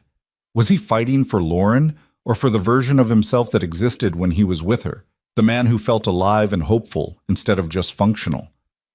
And if he couldn't tell the difference, what did that say about his judgment? His phone buzzed with a text from Emma's daycare. Reminder about parent-teacher conferences next week. Right. Because in the midst of his imploding love life, he still had the most important job in the world, being Emma's father. She'd been quieter this week, watching him with those two perceptive 4-year-old eyes that saw more than he wanted them to. Are you sad, Daddy? She'd asked that morning over breakfast. Just tired, sweetheart. Is it because of the work lady, the one you gave a ride to? Daniel had frozen, cereal spoon halfway to his mouth. What makes you ask that? Emma shrugged with the devastating casualness of children. You smile when you talk about her. But you haven't talked about her in days. That's how I knew you were sad. Out of the mouths of babes. His 4-year-old had diagnosed his emotional state with more accuracy than he'd managed himself. Sometimes grown-ups have complicated feelings, he'd said, defaulting to vague parent speak. That means you're sad, but don't want to say so. Emma had patted his hand seriously. It's okay to be sad, Daddy. Mrs. Patterson says feelings are like weather. They change. Now, sitting in the empty office, Daniel clung to that childish wisdom. Feelings are like weather. This storm would pass. The question was whether he and Lauren would still be standing when it did, or if they'd be swept away in the flood. His phone rang, shattering the silence. Lauren's name on the screen made his heart jump. Hey, he answered, trying to keep his voice neutral. Are you at the office? She sounded strange, tense, and almost breathless. Yeah, why? Stay there. I'm coming up. We need to talk. She ended the call before he could respond, and Daniel's stomach dropped. We need to talk. The universal precursor to bad news, to endings, to everything falling apart. He stood, paced to the window, watched the city lights blur through sudden moisture in his eyes. 10 minutes later, Lauren appeared in the doorway of the marketing bullpen, still in her work clothes but looking disheveled, like she'd been running or crying or both. She spotted him and crossed the empty office with quick, determined strides. "I got the preliminary review results," she said without preamble. "HR just sent them over." Daniel's chest tightened. And they found nothing. No evidence of favoritism, no inappropriate conduct, no policy violations. Her voice was shaking. "Every promotion recommendation I made was supported by documented performance metrics. Every assignment was justified by project needs. Every evaluation matched or was more conservative than peer reviews from other team leads." That's good. That's great. "They're exonerating me, Daniel. Completely. Melissa said the investigation is closed, that I can return to my full responsibilities within 2 weeks." Tears were streaming down Lauren's face now, and her smile was tremulous. "I'm not losing my career. We didn't do anything wrong." Relief flooded through Daniel so powerfully his knees went weak. I told you they wouldn't find anything." I know you did." She moved closer, and he could see the war in her expression, joy and guilt and something else, something raw. "I should have believed you. I should have trusted that what we built was strong enough. Instead, Her voice broke. "I tried to push you away to save myself, and I almost lost the best thing that's happened to me in years." Daniel closed the distance between them, pulling her into his arms. She came willingly, burrowing into his chest like she was trying to disappear inside his embrace. "I'm so sorry," she whispered against his shirt. "I'm sorry I doubted us. I'm sorry I let the fear win. You're here now. That's what matters." She pulled back enough to look up at him, and the vulnerability in her eyes made his chest ache. "I don't deserve you. I don't deserve this second chance." "Stop." Daniel framed her face with his hands, thumbs brushing away her tears. "You deserve everything good, Lauren. You deserve to be happy, to be loved, to build something real without constantly looking over your shoulder. And I'm going to keep telling you that until you believe it. Even after I tried to give up on us? Especially after. Because I understand why you did it, and I love you anyway." The words fell out before he could stop them, landing in the space between them like a grenade. Lauren's eyes went wide, her breath catching. "You... what?" Daniel could have backtracked, could have claimed it was too soon or that he'd misspoken. Instead, he doubled down, committing fully to the truth. "I love you," he repeated, steady and sure. "I know it's fast, I know it's complicated, I know we're still figuring this out, but I love you, Lauren Hayes. Your brilliance and your vulnerability, your strength and your fear, all of it. And I'm not going anywhere." Fresh tears spilled down her cheeks, but she was smiling now, wide and genuine and beautiful. "You're completely insane," she said, laughing through her crying. "We've known each other for 3 weeks.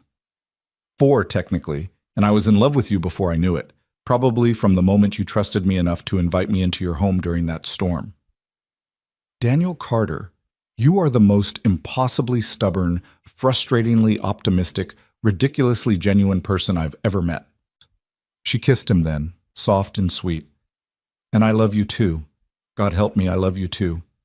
They stood there in the empty office, holding each other as the city hummed below, and the future stretched out uncertain but full of possibility. The gossip wouldn't disappear overnight. Brad would still be an asshole. The scars from these weeks of scrutiny and doubt would take time to fade, but they were standing together, finally, choosing each other over fear. "Take me home," Lauren whispered against his lips. "Not my home, not yours, ours, eventually. But tonight, just take me somewhere we can be us without the world watching." Daniel took her hand, lacing their fingers together with deliberate intention. "Let's go." As they walked out of the office together, no longer hiding, no longer ashamed, Daniel felt something shift in his chest. The weight he'd carried for so long, the constant pressure to be perfect, to never fail, to protect Emma from every possible hurt, lightened just enough to let hope in. The storm had passed, they'd survived, and tomorrow they would start rebuilding what the gossip had tried to destroy, this time on a foundation of proven trust and hard-won truth. They ended up at a small restaurant in Southeast Portland, the kind of place with mismatched chairs and handwritten menus that Daniel would have never found on his own. Lauren ordered for them both, something she did with the easy confidence of someone who knew what she wanted, who'd stopped apologizing for taking up space. Daniel watched her across the table, still marveling at the simple fact that she was here, that they were here, that the worst hadn't destroyed them. "You're staring," Lauren said, not looking up from her wine. "I'm allowed to stare at my girlfriend." She smiled at the word, soft and private. "Is that what I am?"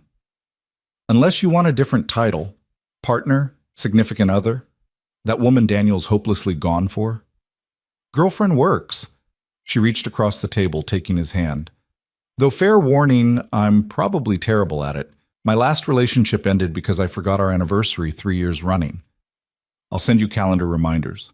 See? Already more functional than my last attempt at romance. But her smile faded slightly, replaced by something more serious. "Daniel, about what I said earlier, about loving you. I meant it, but I need you to understand what you're signing up for." "I'm listening." "I'm a workaholic. I'll get lost in code for hours and forget to eat. I'll take calls at weird hours because we have teams in 3 time zones. I'm messy. You saw my house. I kill plants. I once missed my best friend's wedding because I was debugging a critical system failure." She squeezed his hand tighter. "I'm trying to be better, to find balance, but it's not natural for me. The work is how I prove I belong, how I justify taking up oxygen in rooms full of men who think I slept my way there. You don't have to justify anything to anyone. Intellectually, I know that, but knowing and believing are different things." She took a sip of wine, gathering her thoughts. "I want to be the kind of partner who shows up, who's present, who doesn't make you feel second to my career. But I'm going to fail at it sometimes, probably often, and I need to know you can handle that." Daniel considered her words carefully, understanding that this moment mattered, that she was offering him the truth of who she was, flaws and fears included, and trusting him not to flinch. "You want honesty?" he asked. "Always. I'm going to fail too. I'm going to cancel dates because Emma's sick or has a school play. I'm going to be distracted and tired and spread too thin between being a father and being your partner. I'll probably talk about Emma too much, bore you with stories about finger painting and playground politics. And sometimes I'll resent the time I can't give you because I'm drowning in single-parent responsibilities." He met her eyes steadily. "But I'll show up anyway. I'll make the effort even when I'm exhausted. Because that's what you do for people you love. You try, even when trying is hard.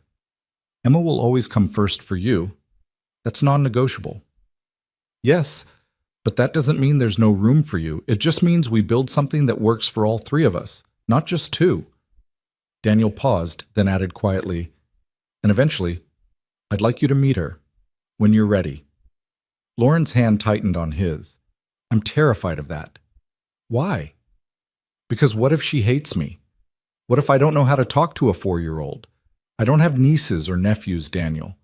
My experience with children is basically 0, and she's the most important person in your world. If I screw that up, you won't." Daniel's voice was firm. "Emma's curious and kind, and she loves people who are genuine with her. Just be yourself, that's enough." "But the woman who forgets to eat and kills plants? That's who you want around your daughter?" "The woman who fights for what she believes in, who builds things that matter, who's brave enough to be vulnerable with me. Yeah, that's exactly who I want Emma to know." Lauren blinked rapidly, and Daniel realized she was fighting tears again. "You have entirely too much faith in me." Or exactly the right amount. He raised her hand to his lips, kissing her knuckles gently. "No pressure, okay? Whenever you're ready. Could be next week, could be next month. I'll follow your lead. Next week is too soon. Okay? But maybe in a few weeks, something casual, park or ice cream or something where if it's awkward we can leave?" "Perfect. Emma loves the zoo. We could make a day of it. Penguins, elephants, overpriced hot dogs. Very low pressure." Lauren laughed despite her anxiety. "The zoo? Okay, I can do the zoo." Then more seriously, "What will you tell her about me? About us?" "The truth, age-appropriate version. That you're someone special to me, someone I care about, who I'd like her to meet. She already knows you exist. She asked about you the morning after the storm." "She did?" Lauren looked alarmed. "What did she say?" Asked if you were my girlfriend. When I said you were a friend who's a girl, she looked disappointed. Apparently some kid at daycare has a parent with a new boyfriend, and it's very exciting. Daniel smiled at the memory. She told me I should go on dates, said everyone needs somebody to talk to who isn't 4. Smart kid. She gets it from me, Daniel said with mock arrogance, then softened. She just wants me to be happy, Lauren, and you make me happy. That's all she needs to know for now. Their food arrived, interrupting the moment. They ate slowly, talking about everything and nothing. Movies they'd seen, books they'd loved, the ridiculous office drama that didn't involve them for once. It felt normal, easy, like they'd been doing this for years instead of weeks. By the time they finished dessert, the restaurant was nearly empty and Daniel's phone showed past 10. I should get home, he said reluctantly. Early morning with Emma tomorrow. She's got swimming lessons at 8, and if I'm late, Mrs. Patterson will give me the look. The look? Disappointed daycare director. It's worse than any boss I've ever had. Daniel signaled for the check. Come back to my place? Just for a bit. I want you to see where I live, where Emma and I have built our life. Lauren hesitated, then nodded. Okay, but just for a bit.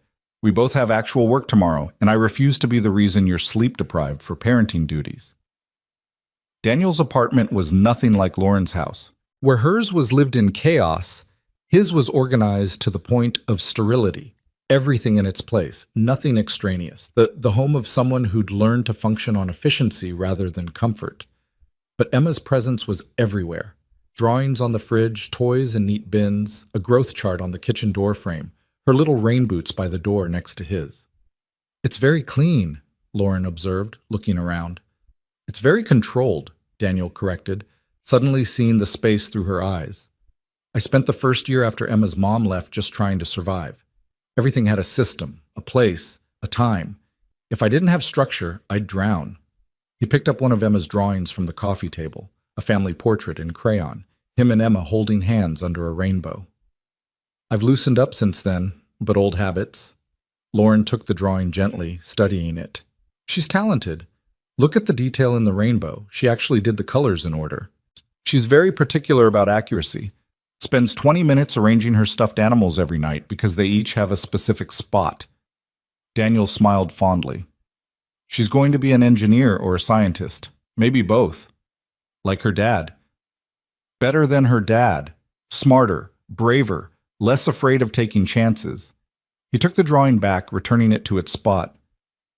I want her to have everything I was too scared to reach for, including watching her father actually live his life instead of just managing it. Lauren moved closer, sliding her arms around his waist. Is that what I am? You living your life? You're the first thing in 4 years that felt like choosing instead of surviving. Daniel kissed her forehead, breathing in the scent of her shampoo. Thank you for giving me another chance, for not running when things got hard. I almost did run. But you didn't. That's what counts. They stood there in his living room, swaying slightly like dancers without music, and Daniel felt something settle in his chest. A rightness. A sense of pieces fitting together that he'd stopped believing was possible. The doubts were still there, lurking at the edges. The gossip would continue. People like Brad would keep whispering. But standing here with Lauren in his arms, in the home he'd built for his daughter, he felt certain of one thing: this was worth fighting for. Lauren left 20 minutes later, citing early meetings and the need for actual sleep. Daniel walked her to her car, kissed her goodnight like a teenager, watched her drive away with his heart doing complicated things in his chest. Then he went back inside, cleaned up the kitchen, and allowed himself to imagine a future where this wasn't new and terrifying, but comfortable and real. The next morning, Emma noticed immediately that something had shifted. "You're smiley today," she announced over breakfast, studying him with those perceptive eyes. "Did something good happen?" "Yeah, sweetheart. Something good happened." "What?" Daniel considered his words carefully. "Remember I told you about my friend from work, the one whose car broke down?" The work lady, Lauren. "Right. Well, Lauren and I have decided we're going to spend more time together. She's going to be around more." Emma absorbed this with the seriousness of a judge reviewing evidence. "Like Mia's mommy's boyfriend?" "Sort of like that, yeah." Okay. Emma returned to her cereal, apparently satisfied. Then, after a moment, is she nice? Very nice. Kind and smart and funny. Does she like elephants? I don't know. We'll have to ask her. If she doesn't like elephants, you probably shouldn't date her, Daddy. Elephants are very important. Daniel laughed, ruffling her hair. I'll keep that in mind. And she has to be nice to you. If she's mean, I'll tell her to leave. The fierce protectiveness in his 4-year-old's voice made Daniel's throat tight. Deal, but I think you'll like her, Em. She's pretty great. We'll see, Emma said sagely, sounding far older than her years. Mrs. Patterson says you can't know if you like someone until you meet them properly. Mrs. Patterson is very wise. Monday arrived with the weight of a new beginning. Daniel walked into the marketing team area with his head high, refusing to shrink from the curious stares. Lauren had texted him that morning, a simple good luck that carried the weight of everything they'd built over the past weeks. Sarah from Content Marketing approached his desk before he'd even logged in. So the rumors are true, she said without preamble. You and Hayes are actually together. Daniel met her eyes levelly. Yes, we are. We've disclosed everything to HR, followed all policies, and the investigation found no wrongdoing. If you have any other questions, I'd suggest directing them to Melissa. Sarah blinked, clearly not expecting the directness. I was just making assumptions, starting gossip. Daniel kept his voice even but firm. Here's the thing, Sarah. My relationship with Lauren is no one's business but ours and HR's. But since everyone seems so interested, let me be clear. I earned my position through work, not through who I'm dating. My performance reviews speak for themselves, and Lauren Hayes is one of the most ethical, talented leaders in this company. If you want to question that, be prepared to back it up with facts instead of innuendo. Jesus, Carter, I was just making conversation. No, you were fishing for drama. There isn't any. We're two adults in a relationship, handling it professionally and by the book. That's the whole story. He turned to his computer, effectively dismissing her. Now, if you'll excuse me, I have actual work to do. Sarah walked away, and Daniel caught a few approving nods from coworkers who'd overheard. It wasn't much, but it was a start. Standing up to the gossip instead of letting it fester, refusing to be ashamed of what he and Lauren had built.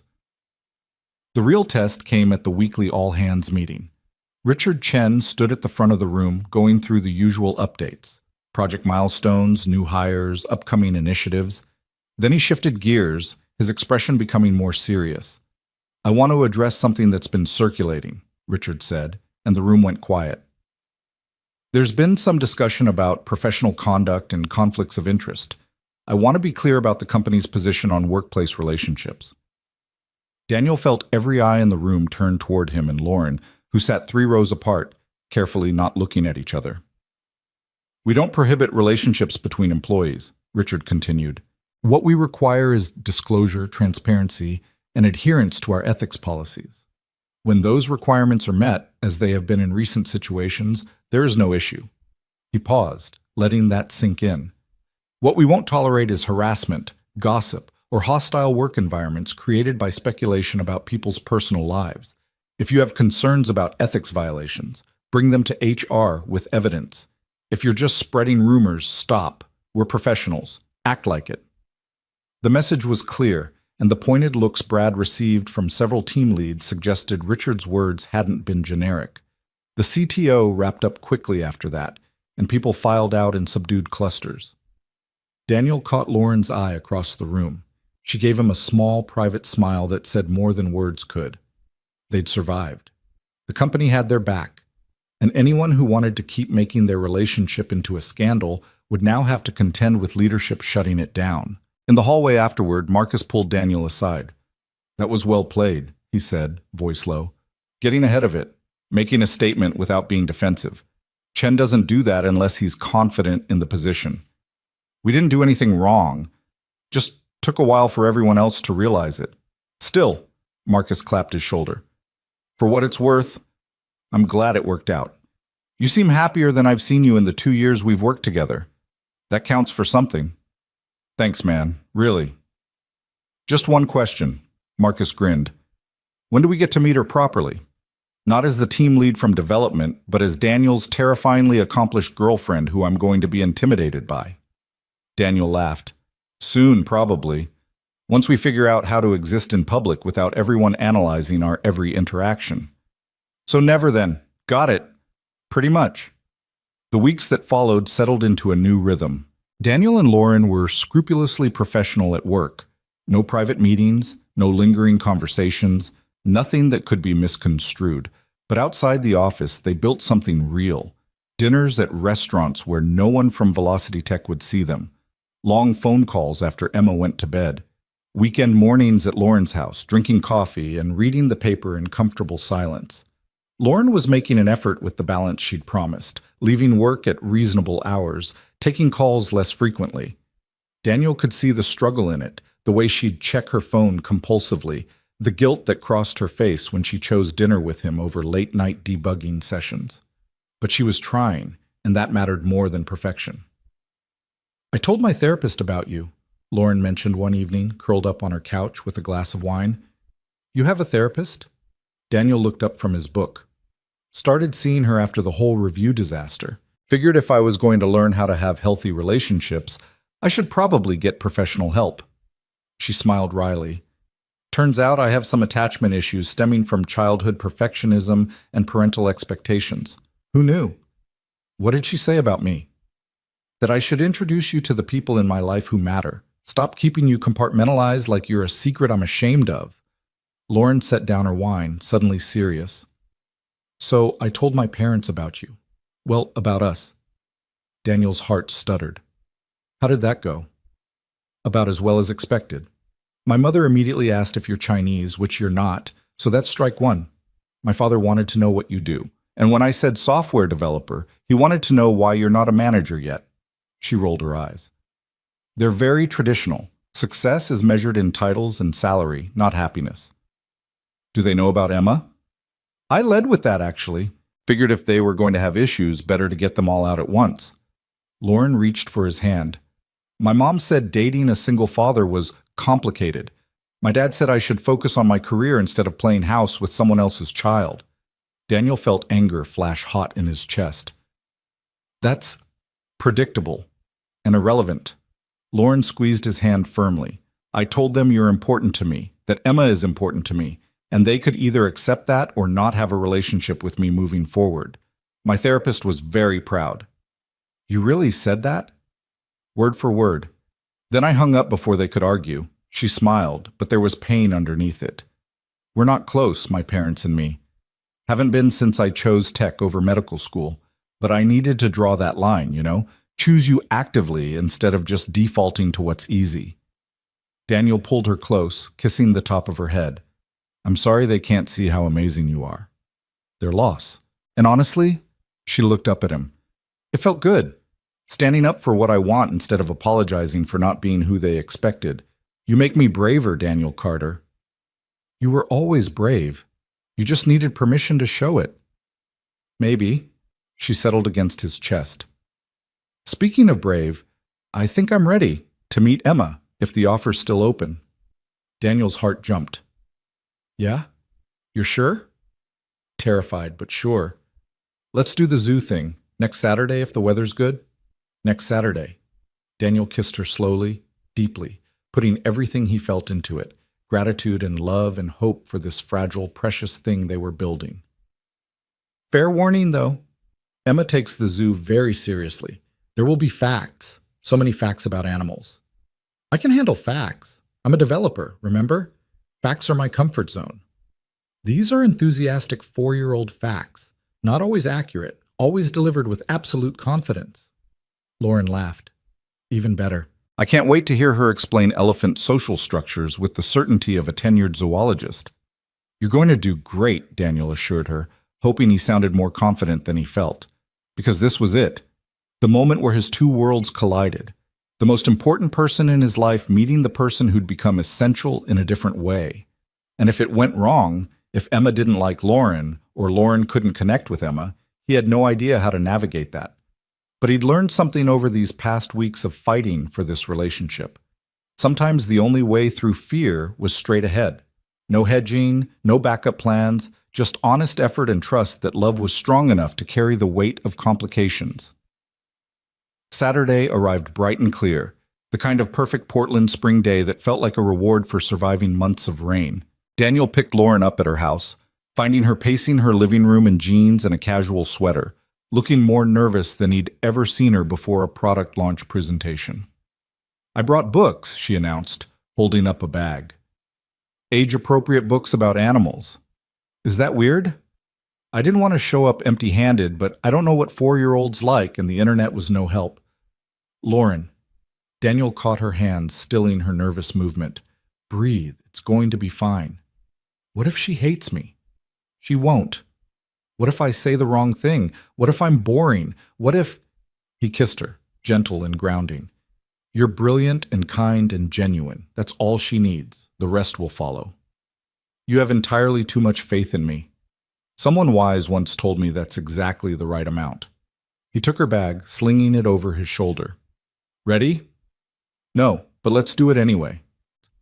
Emma was waiting on the front steps of Daniel's apartment building when they arrived, practically vibrating with excitement in her purple rain boots and elephant print t-shirt. She spotted Lauren through the car window, and her eyes went wide. "Is that her?" Emma whispered as Daniel opened her door. "That's her. Remember what we talked about? Best behavior, be yourself, and ask her about elephants." "I know, Daddy." Emma climbed out of the car seat, suddenly shy as Lauren approached. "Hi, Emma," Lauren said, kneeling down to eye level. "I'm Lauren. Your dad's told me a lot about you." Emma studied her with that serious, assessing look that made adults squirm. "You're pretty. Are those real glasses or pretend?" "Real. I need them to see properly." "Daddy has glasses too. Just for reading, though." Emma pointed at Lauren's sweater. "I like your sweater. It's blue. Blue is my second favorite color." "What's your first favorite?" "Purple. Like my boots." Emma stuck out one foot to demonstrate. "Do you like elephants?" Lauren shot Daniel a quick, amused glance before answering gravely, "I do like elephants. They're very intelligent. And they have good memories and live in matriarchies, which means the girls are in charge, and they can weigh up to 6 tons, which is really heavy." Emma delivered this in one breathless rush, then added, "Daddy said you might want to learn about them at the zoo." "I would love that. Think you could teach me?" Emma's face lit up. "I know lots of things. I have 3 elephant books, and I watched a documentary, and Mrs. Patterson says I'm very knowledgeable." "Mrs. Patterson sounds very wise." "She is. She's my teacher, and she makes good snacks." Emma reached for Lauren's hand with the casual trust of children who'd decided someone was acceptable. "Come on, the elephants get fed at 11, and we don't want to miss it." Just like that, the ice was broken. Daniel followed behind as Emma chattered nonstop, pulling Lauren toward the car with determined enthusiasm. He caught Lauren's eye over Emma's head and saw the relief there, the tentative joy of realizing she might actually be good at this. The zoo was crowded with weekend families, but Emma navigated it like a seasoned explorer, dragging them from exhibit to exhibit with unwavering purpose. She explained penguin wattles, tiger stripes, the difference between African and Asian elephants. Lauren listened with genuine interest, asking questions that made Emma puff up with importance. "Most people don't know that elephants can communicate over long distances using infrasound," Emma explained seriously as they watched the elephants. "That means sounds that are too low for human ears, but other elephants can hear them miles away." "That's incredible," Lauren said. "How do scientists know about it if we can't hear it?" "Special equipment, like microphones, but different." Emma frowned, clearly reaching the edge of her knowledge. "I don't know exactly how. Maybe we should look it up." "Absolutely. We can research it together." Emma beamed, and Daniel's chest went tight with something he couldn't quite name.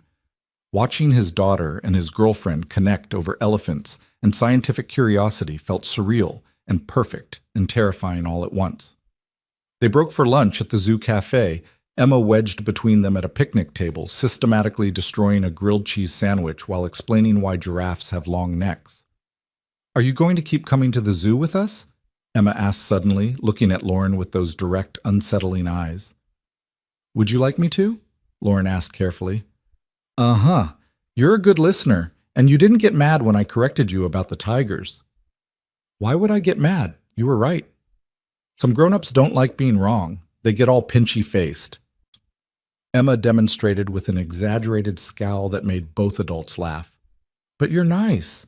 Are you Daddy's girlfriend for real now? Daniel froze, but Lauren handled it with remarkable grace. I am, she said simply. Is that okay with you? Emma considered this while chewing her sandwich. I think so. Daddy smiles more when he talks about you. And Mrs. Patterson says people should be with people who make them smile. She paused, then added with the devastating honesty of 4-year-olds, My mommy didn't make Daddy smile. She made him sad. And then she left. The words landed like stones in still water, sending ripples of complicated emotion across the table. Daniel reached for Emma's hand. Hey, Em, we talked about this, remember? Some families look different than others. I know. Emma squeezed his hand. It's okay, Daddy. I'm not sad about it. I just wanted Lauren to know that she's better, because you smile now. Lauren's eyes were suspiciously bright. Thank you, Emma. That's very kind of you to say. It's just true. Daddy always says we should tell the truth even when it's hard. Emma returned to her sandwich, the heavy moment passing with the easy resilience of childhood. Can we see the otters next? They're my third favorite animal. The rest of the afternoon passed in a blur of exhibits and ice cream and Emma's endless narration. By the time they headed back to the car, the sun was starting to set and Emma was flagging, her earlier energy depleted by hours of enthusiastic education. Did you have fun? Daniel asked, buckling her into her car seat. Uh-huh. Lauren's nice. Can she come over for dinner sometime? If she wants to. I want to, Lauren said from beside the car. Very much. Emma's eyes were already drooping. Good. We can make spaghetti. Daddy's is pretty good. Not restaurant good, but okay. High praise, Daniel murmured, making Lauren smile. By the time they reached Lauren's house, Emma was fully asleep in the back seat, snoring softly, with her head tilted at an angle that would definitely give her a crick in her neck. Daniel walked Lauren to her door, reluctant to end the day. So, he said. Verdict? She's amazing, Daniel. Smart and funny and so confident in herself. You should be incredibly proud. I am, but I meant your verdict on all this. Meeting Emma, seeing what my life actually looks like. Lauren took his hands, lacing their fingers together. I was terrified I'd mess it up, that I'd be awkward or say the wrong thing or prove I'm not cut out for this instant family situation. She smiled, soft and genuine. But Emma made it easy. She's just herself. No pretense, no games. Just this wonderful little person who knows what she likes and isn't afraid to share it. She liked you too, I could tell. Good, because I like her. A lot. Lauren reached up, cupping his face. I can see why she's your whole world, Daniel, and I want you to know I'm not trying to take your place or be her mother or anything that complicated. I just want to be someone good in both your lives. If you'll let me. Daniel kissed her, pouring 4 weeks of fear and hope and love into it. We'll let you, he said against her lips. Both of us. If you're brave enough to keep showing up. I'm learning to be brave. You're an excellent teacher. They stood on her doorstep as the evening light faded, holding each other with the comfortable ease of people who'd fought for the right to be exactly where they were. Emma slept peacefully in the car. The gossip at work had finally died to a background murmur. And for the first time since that rainy night when everything changed, Daniel felt like they'd made it through the worst. He was wrong, of course. There would be more challenges ahead, more moments of doubt and fear, and the complicated reality of blending lives. But standing there with Lauren in his arms and Emma safe in the car behind them, he felt ready for whatever came next. They'd chosen each other. They'd chosen honesty over hiding, courage over comfort. And that choice, renewed every day in small moments and big declarations, was strong enough to carry them forward into whatever future they were brave enough to build. Summer arrived in Portland with uncharacteristic persistence, the kind of extended sunshine that made locals nervous and tourists smug. Daniel had learned to navigate the delicate choreography of his new life, Emma's summer day camp schedule, Lauren's project deadlines, the careful balance of being a present father and an attentive partner. Most days it worked. Some days it felt like juggling chainsaws while riding a unicycle, Today was definitely a chainsaw day. Daddy, you promised we'd go to the science museum this weekend, Emma said from the back seat, her voice carrying that particular edge of 4-year-old betrayal. You promised. I know, sweetheart, but something came up at work. Lauren's team is presenting to the board on Monday, and Lauren's always busy. You're always helping Lauren. Emma's lower lip trembled, and Daniel felt his chest constrict with familiar guilt. You never have time for just me anymore. The accusation hit harder because it contained a kernel of truth. Since he and Lauren had officially moved past the cautious dating phase into something more serious, Daniel had found himself stretched thinner than ever. Lauren tried to be understanding about his parental responsibilities, but her job demanded long hours and weekend availability. Emma tried to be patient about sharing her father's attention, but she was 4. Patience wasn't exactly her strongest skill. That's not fair, Em. We spent all last weekend together. We went to the park, remember? And the ice cream place? But you kept checking your phone. You weren't really there. Daniel pulled into the daycare parking lot, his hands tight on the steering wheel. She was right. He'd been physically present but mentally elsewhere, worried about Lauren's presentation prep, responding to work messages, never fully engaged. The same pattern he'd sworn he'd never fall into, the divided attention, the compromised presence. You're right, he said quietly, turning to look at her in the rear-view mirror. I'm sorry, Emma. I haven't been as present as I should be. Does that mean we can go to the museum? Yes. This Saturday, just you and me. No phones, no distractions. Deal? Emma's face brightened immediately, the storm passing as quickly as it had formed. Deal. Can we see the dinosaurs? We can see whatever you want. He walked her into daycare, hugging her extra tight before she ran off to join her friends. Mrs. Patterson caught his arm on the way out, her expression gentle but knowing. Everything all right, Daniel? Just juggling too much, the usual. That girlfriend of yours, Lauren, right? Emma mentions her quite a bit.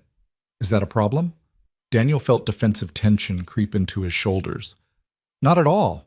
Emma seems to like her very much. Talks about their zoo trips, the books Lauren brings her.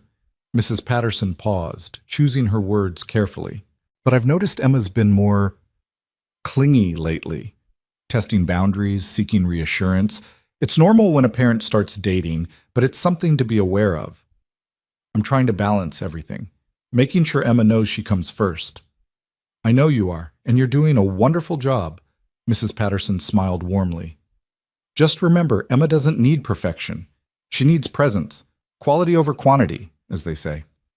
Daniel carried those words with him to the office, where he found Lauren already at her desk despite the early hour, surrounded by presentation printouts and empty coffee cups. She looked up when he knocked, her smile tired but genuine. Hey, how's Emma? Feeling neglected because I canceled our museum trip for your presentation prep. Lauren's face fell. Daniel, I told you that you didn't have to help with this. I know you need time with Emma. I want to help. Your presentation is important. Not more important than your daughter. She stood, crossing to close her office door. We talked about this. Emma comes first, always. If I need help, I can ask the team or push the timeline. I will not be the reason she feels like her father's choosing someone else over her. You're not... I am, though. Not intentionally, but the effect is the same. Lauren leaned against her desk, arms crossed. Daniel, I love what we're building together, but if it costs you your relationship with Emma, it's not worth it. Nothing is worth that. The conviction in her voice made something loosen in Daniel's chest. You really mean that? Of course I mean it. Emma's an amazing kid and you're an incredible father. I won't be the person who damages that, even accidentally. She moved closer, taking his hands. So, here's what's going to happen. You're going to that museum on Saturday. You're going to be fully present, phone off, work forgotten, just you and your daughter. And I'm going to finish this presentation myself like the highly competent professional I am. Lauren, no arguments. This is non-negotiable. But her smile softened the firmness. Besides, Emma and I have plans for next weekend. She wants to teach me how to make friendship bracelets, apparently. Something about summer camp crafts. Daniel blinked. When did you plan this? Last Tuesday, when you were in that marketing meeting. She called me on your phone. Apparently she's mastered FaceTime. And we had a whole conversation about camp activities and her favorite colors. She's very decisive about colors, by the way. Purple is still number one, but green is making a strong showing. The image of his daughter independently calling his girlfriend to plan crafts made Daniel's heart do complicated things. She called you herself? Yep, very businesslike about it too. Hi, Lauren. This is Emma Carter calling to schedule a play date. I almost died from the cuteness. Lauren's expression grew more serious. The point is, we're figuring this out, the three of us. But that only works if you don't sacrifice your relationship with her to maintain ours. Understood? Yes, ma'am? And stop calling me ma'am. I'm not that much older than you. 5 years, technically. She kissed him to shut him up, and for a moment the stress of juggling responsibilities faded into simple affection.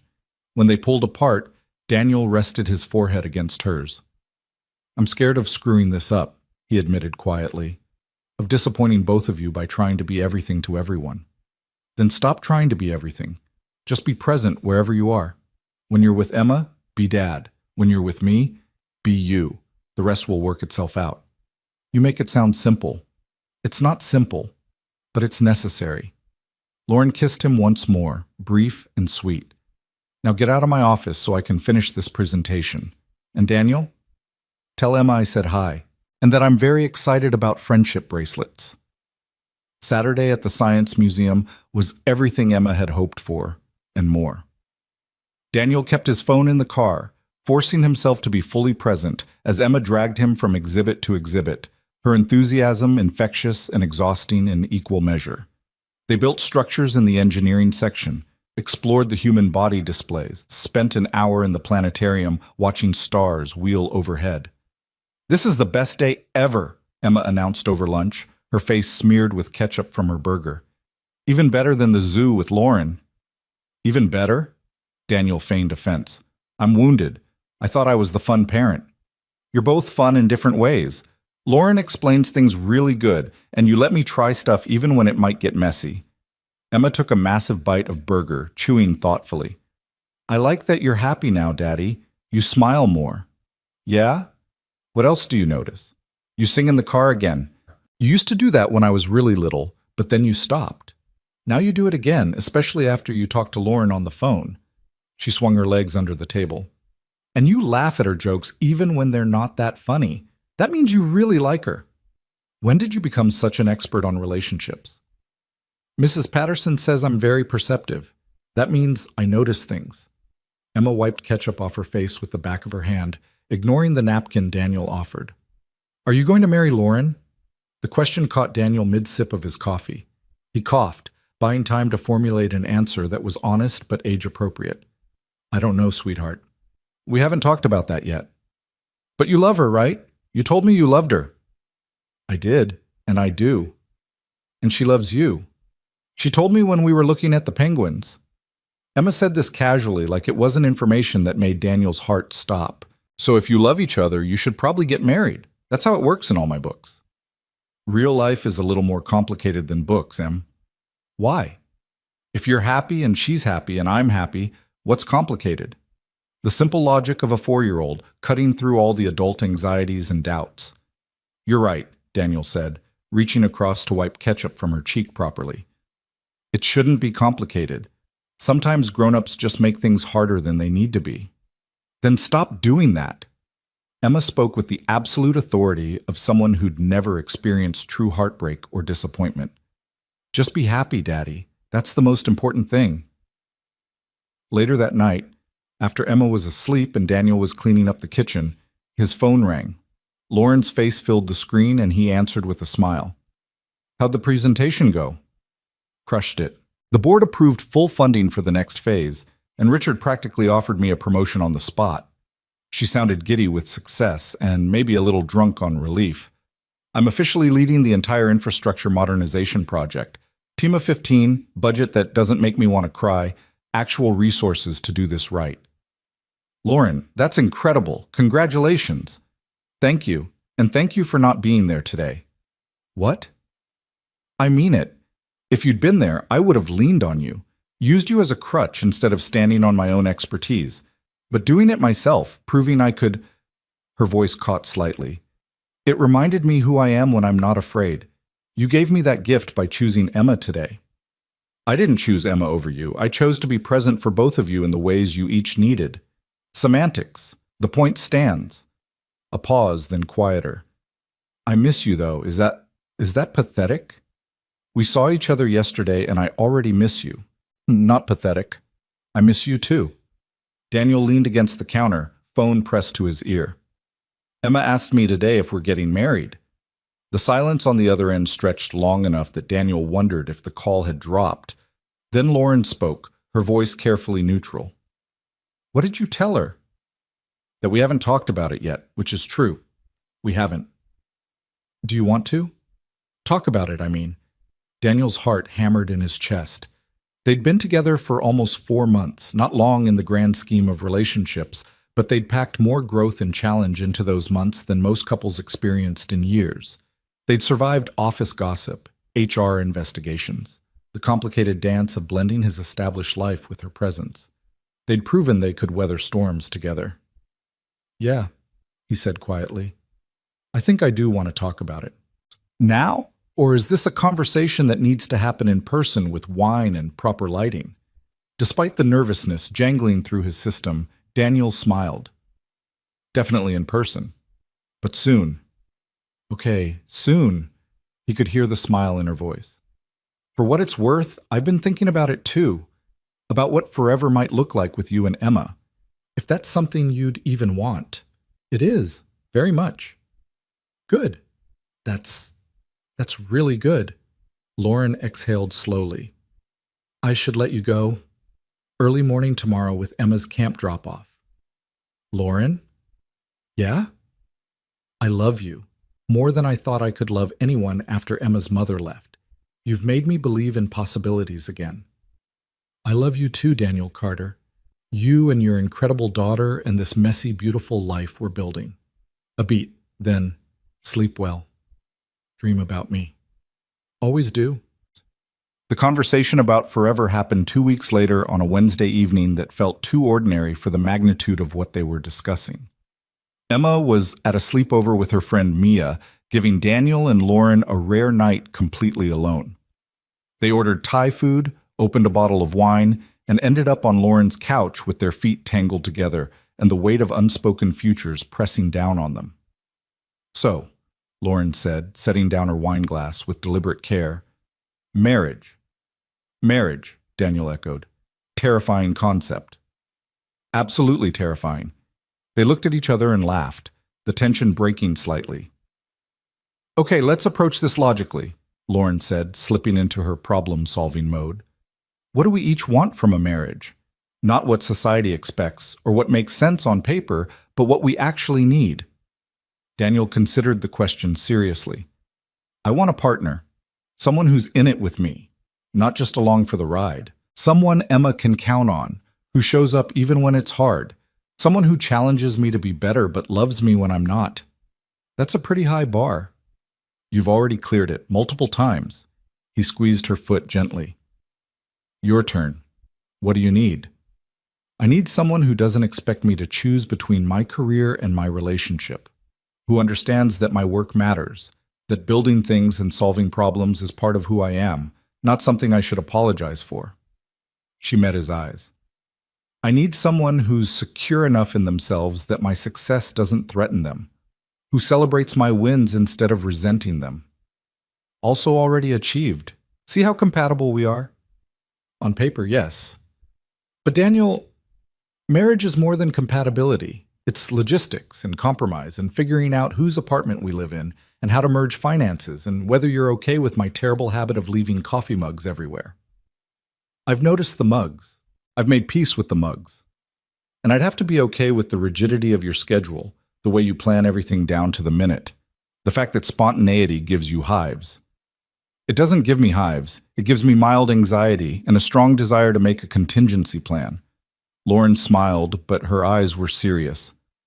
I'm scared of losing myself in this, of becoming Daniel's wife or Emma's stepmom instead of Lauren Hayes, infrastructure lead, badass developer, woman who fought her way to where she is. You think I'd let that happen? You think Emma would? Daniel sat up, taking her hands. Lauren, you're the woman who told off the CTO when he questioned your technical decisions, who rebuilt an entire team's morale after Brad tried to poison it, who taught my daughter that being smart and ambitious isn't something to hide. Marriage doesn't erase any of that. If anything, it gives you more people in your corner cheering you on. And what about you? What are you scared of? Daniel had to think about that, to dig past the surface fears to the real terror underneath. I'm scared of failing again. Emma's mother left because she couldn't handle the reality of parenthood, of me. I'm scared that one day you'll wake up and realize this life, the one with early morning camp drop-offs and parent-teacher conferences and a kid who dominates our schedule, isn't what you signed up for. That you'll resent the limitations, the constant compromises. Daniel. Lauren cupped his face, forcing him to meet her eyes. I'm not her. I will never be her. When I say I love you, I mean all of you, including the parts that are completely devoted to Emma. That's not a limitation. That's one of the things I love most about you. You say that now. I said it 4 months ago. I'm saying it now, and I'll say it 4 years from now. Your capacity to love, to show up, to be present even when it's hard, that's not a flaw, Daniel. That's your superpower. She kissed him softly. So here's what I'm proposing. Not marriage, not yet, but a real commitment. Move in together. Not you moving into my place or me squeezing into your apartment, but finding somewhere that's ours. Big enough for Emma to have her own room, close enough to her school that we don't have to change her whole routine. Daniel felt his breath catch. You want to live together? I want to build a life together. Intentionally, deliberately. I want to wake up next to you and navigate the chaos of morning routines and argue about whose turn it is to do dishes. I want Emma to have stability, to know that I'm not going anywhere, that this isn't temporary. Lauren's voice was steady, certain. And then, when we've proven we can handle the day-to-day reality of merged lives, when Emma's comfortable and settled, when we're both absolutely certain, then we talk about marriage. How does that sound? It sounds perfect. It sounds terrifying and perfect and exactly right. Yeah? Yeah. Daniel pulled her close, kissing her with 4 months of pent-up certainty. Let's do it. Let's find a home. Together. Finding a home turned out to be both harder and easier than expected. Harder because Portland's rental market was brutal and their requirements were specific. Easier because once they found the right place, they both knew it immediately. It was a 2-bedroom bungalow in the Selwood neighborhood, with a small yard and a porch perfect for morning coffee. Emma's potential bedroom had built-in bookshelves and a window seat that overlooked a massive oak tree. The kitchen was big enough for 2 people to cook without constant collision. The living room had space for both Daniel's organized minimalism and Lauren's controlled chaos. The commute to Velocity Tech is a bit longer, Daniel said, standing in the empty living room and trying to envision their furniture here. But Emma's school is 10 minutes closer, and there's a park 2 blocks over. Lauren appeared beside him, slipping her hand into his. We could make this work. We could make this home. They signed the lease that afternoon, giddy with the enormity of what they were doing. The hard part was telling Emma, who Daniel had been protecting from the full scope of their plans until everything was settled.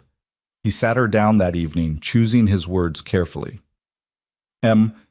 You know how Lauren and I have been spending a lot of time together? Uh-huh. Emma was coloring at the kitchen table, not looking up from her intricate purple elephant. Well, we've been talking about maybe living together, all 3 of us, in a new house. Now Emma looked up, eyes wide. Like a real family. We're already a real family, sweetheart. Just a different configuration than some families. Daniel pulled out a chair, sitting down beside her. But yes, Lauren would live with us full time. She'd have her own room for work stuff. You'd have your own room, and we'd all share the common spaces. Would she be my mom? The question landed like a punch to Daniel's sternum. He'd known it was coming eventually, but that didn't make it easier to answer. That's complicated, Em. Lauren loves you very much and wants to be part of your life, but she's not trying to replace your mother or pretend to be something she's not. Good, because I don't really need a mom. I have you and Mrs. Patterson and Grandma when she visits. Emma returned to her coloring. But I like Lauren.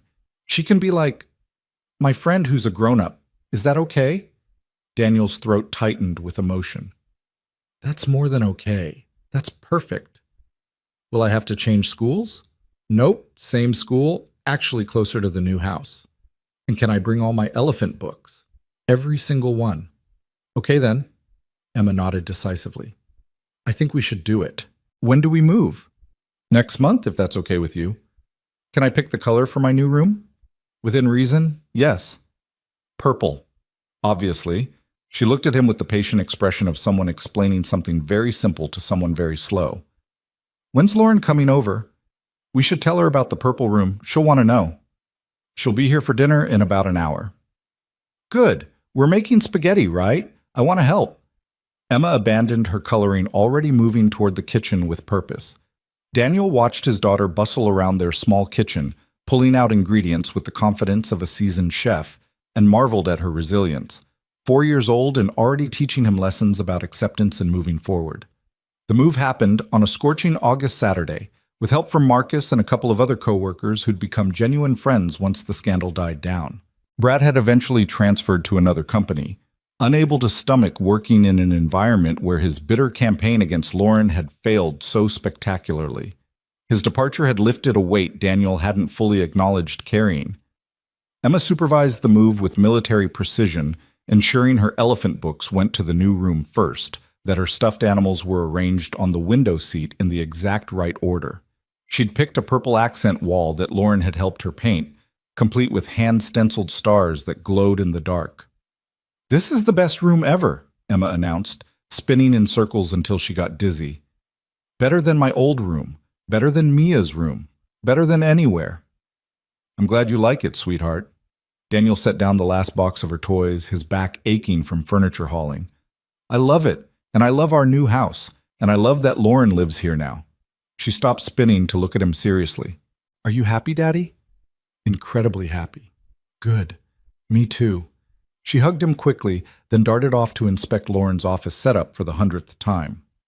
That night, after Emma was asleep in her new purple room and the boxes were mostly unpacked, Daniel and Lauren collapsed onto their new couch, a compromise between his preference for leather and hers for soft fabric that had resulted in something both could live with. We did it, Lauren said, her head on his shoulder. We actually did it. Having second thoughts? Not even a little. You? None. Daniel kissed the top of her head. This feels right, Lauren. Like we've been building toward this since that rainy night in your house. The night you refused to sleep on the sofa. The night everything changed. He shifted to look at her properly. I meant what I said then, about not wanting to be careful anymore, about choosing to live instead of just survive.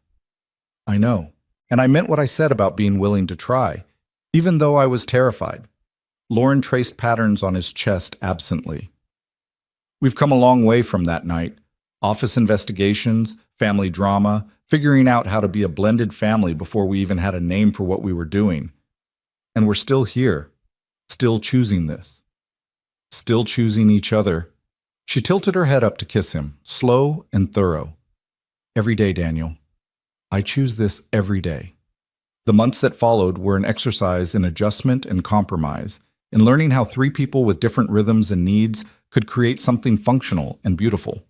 Lauren's work schedule still demanded late nights sometimes, but she learned to carve out sacred family time, Sunday morning pancakes, Wednesday movie nights, Emma's swimming lessons where she'd cheer from the sidelines with embarrassing enthusiasm.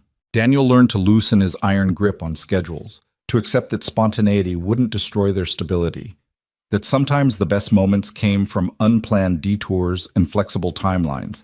Emma bloomed with the additional attention and stability, her confidence growing as she realized Lauren wasn't going anywhere, that this new configuration was permanent. She started calling Lauren by name instead of Daddy's friend, a small shift that felt monumentally significant. The proposal, when it finally came, was nothing like Daniel had imagined. He'd planned something elaborate, dinner at a nice restaurant, maybe a weekend trip, certainly not a random Tuesday evening in November with Emma helping him cook dinner while Lauren was stuck in traffic. But Emma, with the lack of filter that made 4-year-olds terrifying and wonderful, forced his hand. When are you going to marry Lauren? She asked, dumping pasta into boiling water with Daniel's supervision. We've talked about it, Em, remember? We said maybe sometime in the future. But when? Mia's mom is getting married at Christmas, and Mia gets to be a flower girl and wear a fancy dress.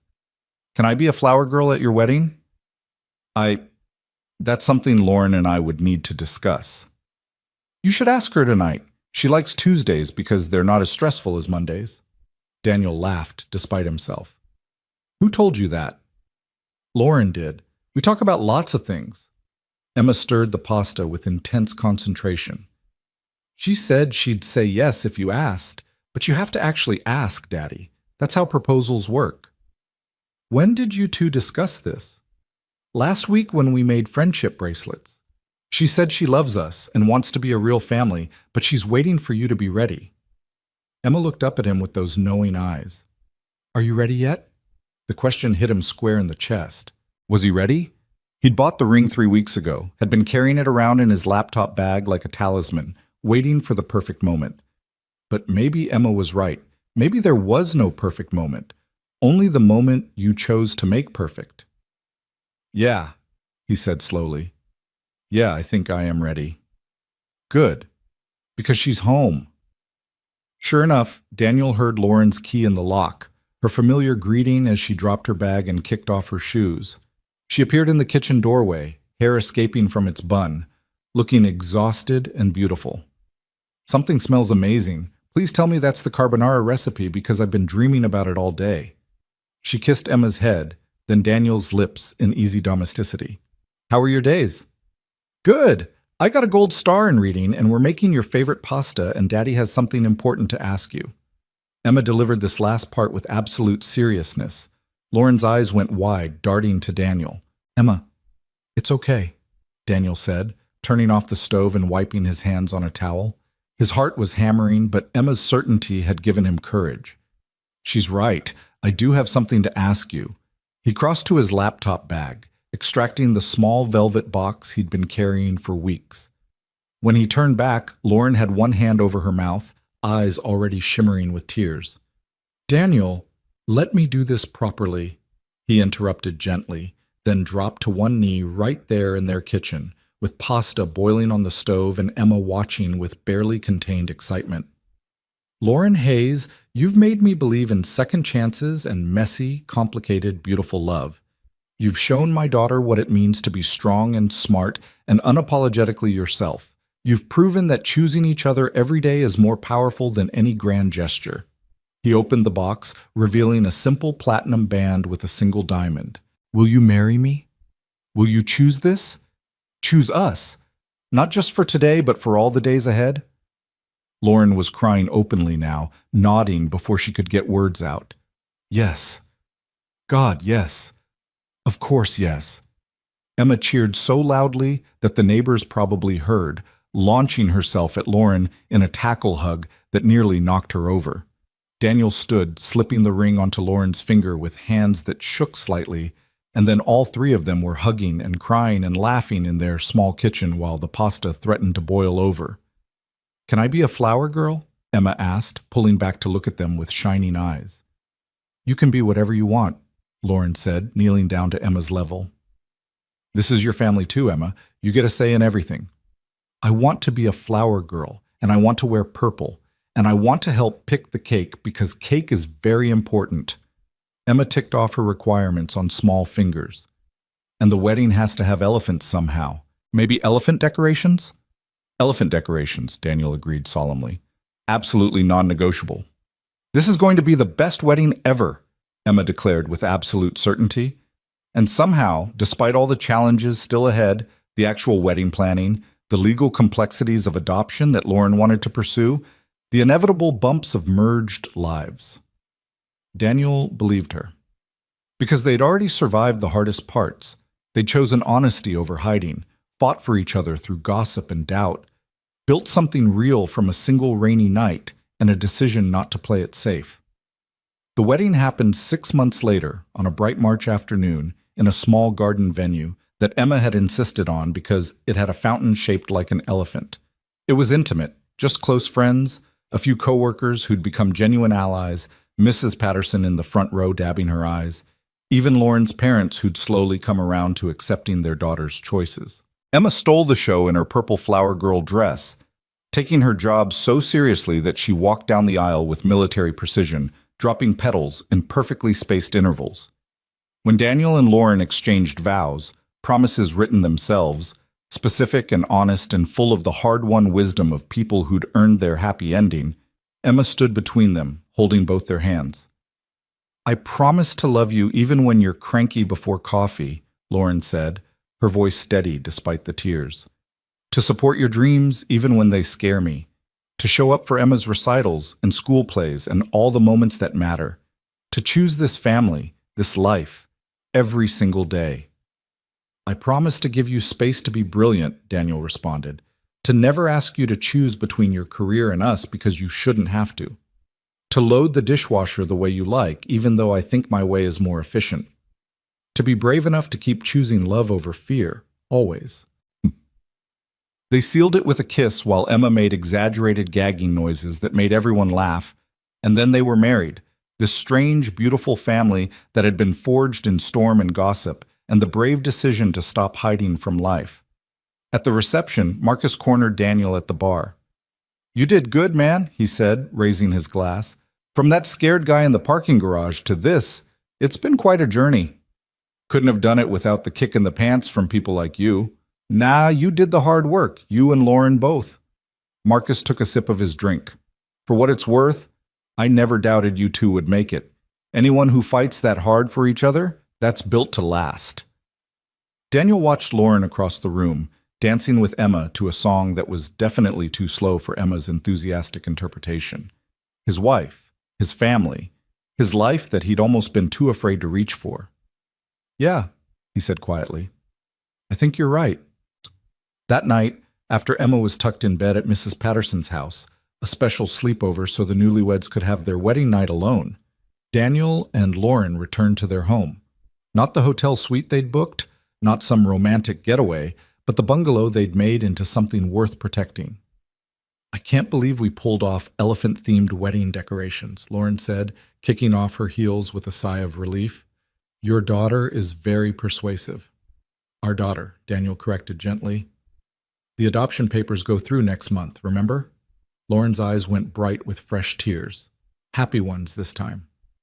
"Our daughter. God, I'm going to be someone's mother. That's terrifying." "You've been mothering her for almost a year now. This just makes it official." "I know, but still, what if I'm terrible at it? What if I mess her up with my workaholic tendencies and inability to cook anything that doesn't come with instructions?"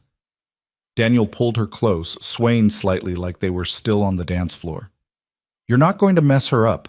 You're going to show her that women can be brilliant and ambitious and loving all at once.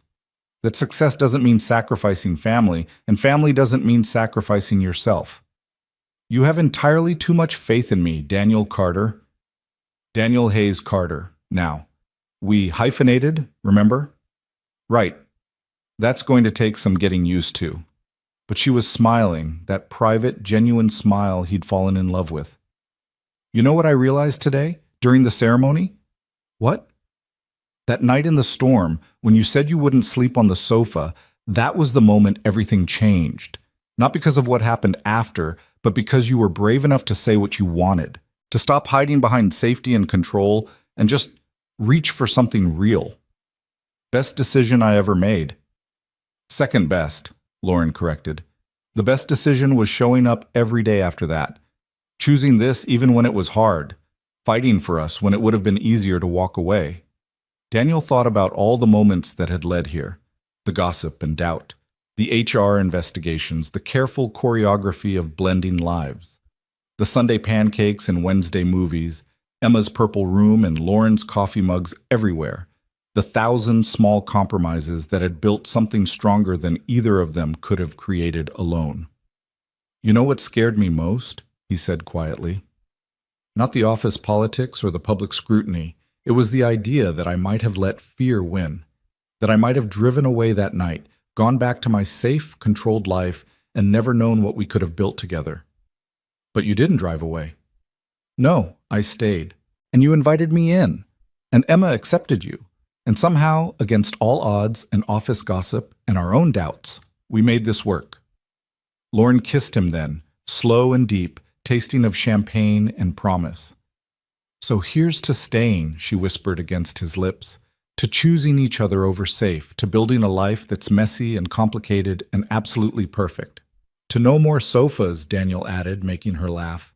"To no more running," she agreed. They stood in their living room, their home, their life, their hard-won sanctuary, and held each other as Portland rain began to patter against the windows. Another storm, but this time they were inside together, safe and chosen, and exactly where they belonged. Outside, the city continued its relentless rhythm. Inside, three people who'd been brave enough to reach across professional boundaries and personal fears had built something that would last. Not because it was easy, but because they'd chosen it every single day, through gossip and doubt, through fear and growth, through all the moments that mattered. Daniel Carter, who'd learned to live carefully, had finally learned to live fully. Lauren Hayes, who'd built her identity on professional success, had discovered that love didn't diminish her. It multiplied her strength. And Emma, wise beyond her 4 years, had gained a family that would show her what it meant to be brave. The sofa sat empty in the guest room, a reminder of the night everything changed. But they'd never need it again, because from that first storm until this one, through every challenge and choice, they'd proven one simple truth. When you stop hiding from life, when you choose love over fear and presence over perfection, you build something strong enough to weather any storm. And they had. Together.